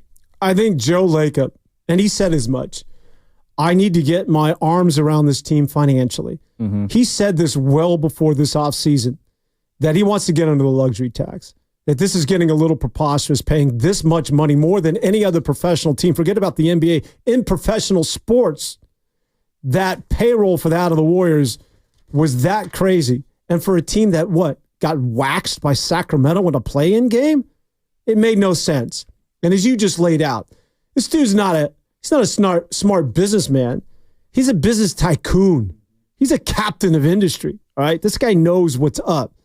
So he got under the luxury tax. He immediately took $73 million off the board with the removal of 2 players in Klay Thompson and CP3. And so that was number one. Financially, I want this to make sense. And secondly, logical, I think, was the word that he used. And secondly, I think he's going to lean in to the youth because he knows he has to get younger. Right? Mm-hmm. That's the biggest problem with this team. We all knew this was going to come to an head and it was going to get ugly before it got better. That's what happens when you become an aging dynastic team. Yeah. It's not happening with the Spurs. It never ends well. What I find really curious is how this is going to play out with Draymond Green. Forget about the Andrew Wiggins contract. I don't think Draymond, if this is indeed a rebuild or a reset, Draymond is not signing up for that. Steph, for whatever reason, I think you could sell him on it. Go ahead. Well, no, I'm going to stop you on the Draymond thing because I don't think he has a choice.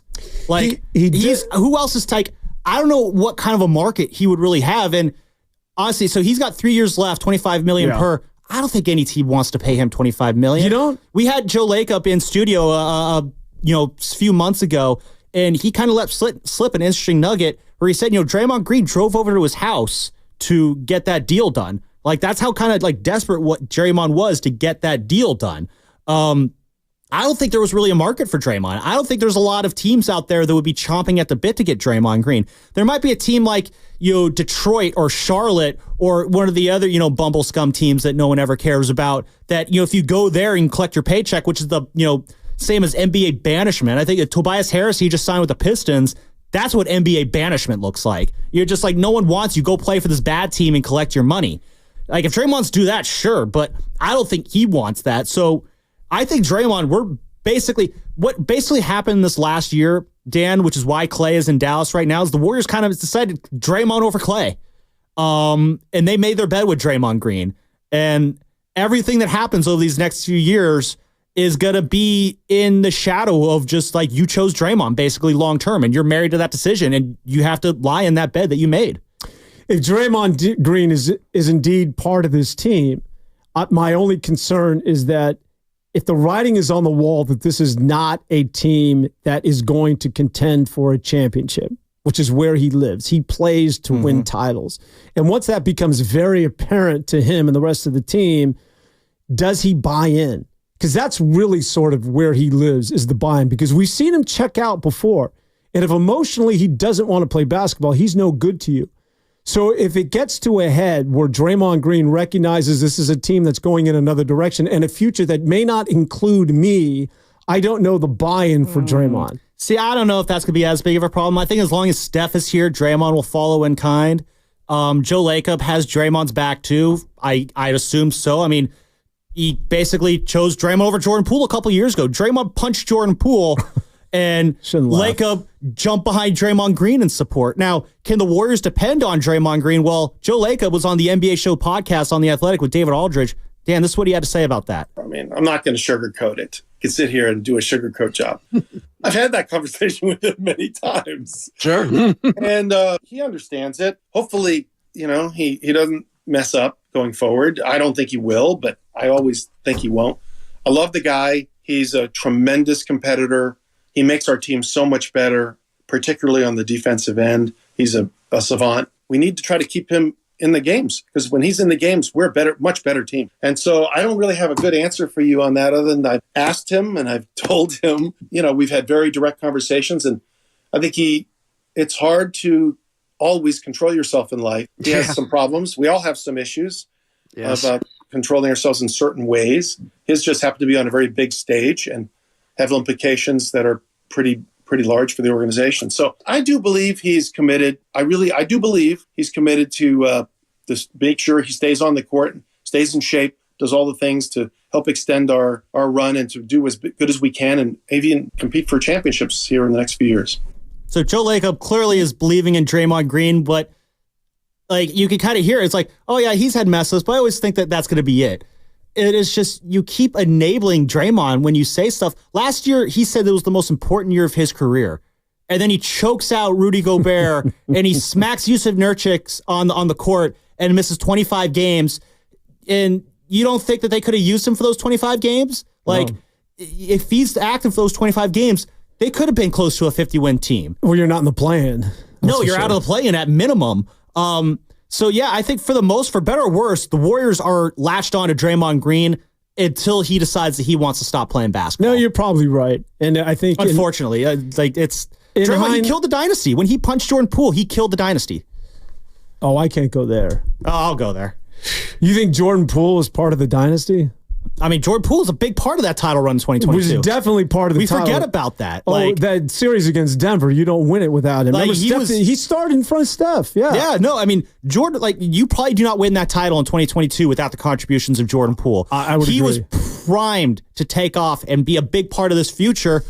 And it was We've gone along so well for 3.5. We got to fight about something, Dan. He punched Jordan Poole, and the organization was like, Draymond, we're standing behind you. And then people were blaming Jordan Poole for that. People were literally saying he brought it on himself. The discourse around Jordan Poole during that season was absolutely ridiculous. He was blamed for every single thing that went wrong. You don't think that's going to impact him as a player? Well, let me ask you this. Would you admit, or would you at least recognize that there was something amiss with his personality? Just remove the Jordan. Like when he went after an assistant coach of the Warriors, there's only one guy that I've seen in recent memory that Steve Kerr actually chewed out on the floor. And it was Jordan Poole on a couple occasions. There's only one guy I seen Steph Curry actually throw his mouthpiece, not because of a bad call. Yeah, it was. There's just, and we're not really privy to it, but sort of when you watch Steve Kerr's reaction, when you see what Steph was doing, that there's a guy that sort of pokes you in the. It's a personality thing, right? Like we see it at work. Like there's certain guys that just rub you. I don't know if I would subscribe to that. I think there's always more to that. But then when you see him at Washington, what we see on the surface, yes. I mean, I just think that the dude just had his confidence shot. The dude just what he went through, mentally to have to go through all of that, and then to have literally everyone blaming you for what happened to you in that situation. And again, that's just I hate to sound like a broken record, but the fact that people actually blamed him for that punch. Draymond Green was the one who decided to throw the punch. Draymond Green was the one who originally said, I like that this guy talks smack. Draymond Green was the guy who at one point was just like, you know what? I can't handle the smack talk anymore. A lot of it, I think, was just you have the young guys coming up, the old guard's there, the young guys want to take over, the old guard doesn't want to give it up yet. There's some tension there, and eventually it was Draymond was the one who couldn't handle that intense situation and let loose on Jordan Poole. But then Jordan Poole had to be the one to bear the brunt of that. I remember talking to Bonte about this. He was at opening night, ring night, and the reception for Draymond Green was rather muted. But for whatever reason, we're falling in behind him still. Would you rather have Jordan Poole on this team instead of Draymond Green? Sammy. It's tough to say that because unfortunately, when Draymond Green is on the court, when he is balling, and that's why I think the Warriors have stuck with Draymond Green. Not to mention Jordan Poole's dog squeeze. At the end of the day, when Draymond Green's on the court, he is a baller. That is why they stick with him. That is why they keep dealing with him. It's partially why Klay Thompson isn't here anymore. It's because through all the nonsense off the court, the production on the court wasn't enough to where you're going to look the other way on that. Listen, if he does go WWE on Rudy Gobert or somebody else again in the NBA, which is at this point, I think if you're Joe Lacob of the Warriors, you just got to recognize, that's Draymond being Draymond. I do not want to hear, well, he's going through something and we need to get him help. And Draymond has inner demons. And then Draymond to have this press conference of, I just need some time away. There's something. No, bro, this is who you are. I cried because I almost retired. Come on. I'm just saying, I love Draymond. Oh, poor me. Let me play a song on the world's smallest violin. But my point is, I like Draymond more than you do, but I'm just saying, just be who you are, brother, and that's who you are. You got anger management, whatever. Dude, you got some rage issues. I like the fire, but dude, you got to be on the court. Say what you will about Klay. Dude was on the court every game. So what's the best kind of ability, Dan? Availability. The most important year of your career, and you missed a third of it because you had to go WWE on the court. You have Steph crying on the court because of your nonsense. It's always fun game. There you go. We've gone drop happy here in the last 2 minutes. So just tell me. Actually, we'll go around the room here. Sammy and then Jersey Ken. Jersey Ken's got a friend in the room. Oh, I don't know. That's my friend. Your friend. I got my girlfriend in here. Oh! Told her to come up and watch us for a little bit, and we're going to do some museum action. What is today. her name? That's Allie back there. The lovely Allie. Lovely Allie has joined us here at 95.7 The Game. Can we get her a headset and get her on mic here for the next... Can we hook her up here, Ken, or put you on the spot here? But really quick, what are we doing with the Golden State Warriors?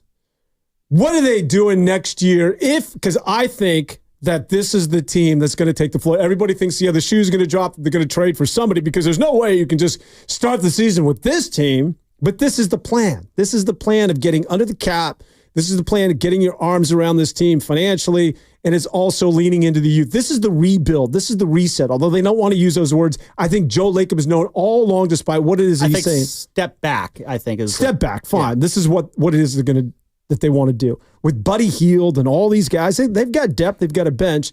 Where is this team going when we're having this conversation a year from now? I think this is a year they're going to take a slight step. They're taking a step back on spending. I think it's a team that's still good enough to be in that 7 to 10 range. If things go well, I think you can maybe talk about a 6 seed. 6 is a little ambitious, but I agree. I think they're going to be like in that 6 to 11, slugging it out with like 5, 6 other teams every night for positioning. But in terms of winning a title, Western Conference, probably not. Finals, unless semifinals, something weird happens, but that can never be part of your plan. There's nothing weird that's going to happen. This team is not going to the Western Conference Finals. Jersey, Ken, where do you see the Warriors this year? Yeah, real quick before we go, Are you going to give me breaking news at 11:57? No. We can do another hour, I just want to do it as quickly as possible so we can get out right now. But with Draymond Green, he missed the 20 games. You guys were talking about it. But if he continues to do the antics that he's continuing to do, this Warriors team can go real south real quick. I think they can be resilient in certain cases, with especially with Buddy Hield and and Podziemski. I think he's got a lot of upside there. Depending on what they do with Lauri Markkanen, if they make that trade, regardless, the team right now, I don't know. And that's the worst part about it. I don't know where this team can go. And again, like I said, if it does go bad, it can get really bad. All right, that'll do it for us. We didn't hear from Sam's girlfriend, but I got to tell you, she just brightens things up. She really does, yeah. Because typically it's just us, 3 idiots that are sitting here that haven't showered in 2 days. Need a little class here, and suddenly there's something good to look at, and just it brings a level of attraction, and suddenly I'm feeling better about myself because she arrived. Mm-hmm. All right. That'll do it for us. Sam, it's been fun, my man. This was good. Until next time, for my man, Jersey Ken. I forgot your girlfriend's name really quick. Allie, Sammy. This is, God, I hate calling myself Danny. Almost went there. This is Dan Devone. Until next time, thanks for joining us. Enjoy the rest of your day. So long, everybody. So, how's your research going? Surprising. After I figured out the top-rated TVs in our price range, I went shopping for deals. And who's the best?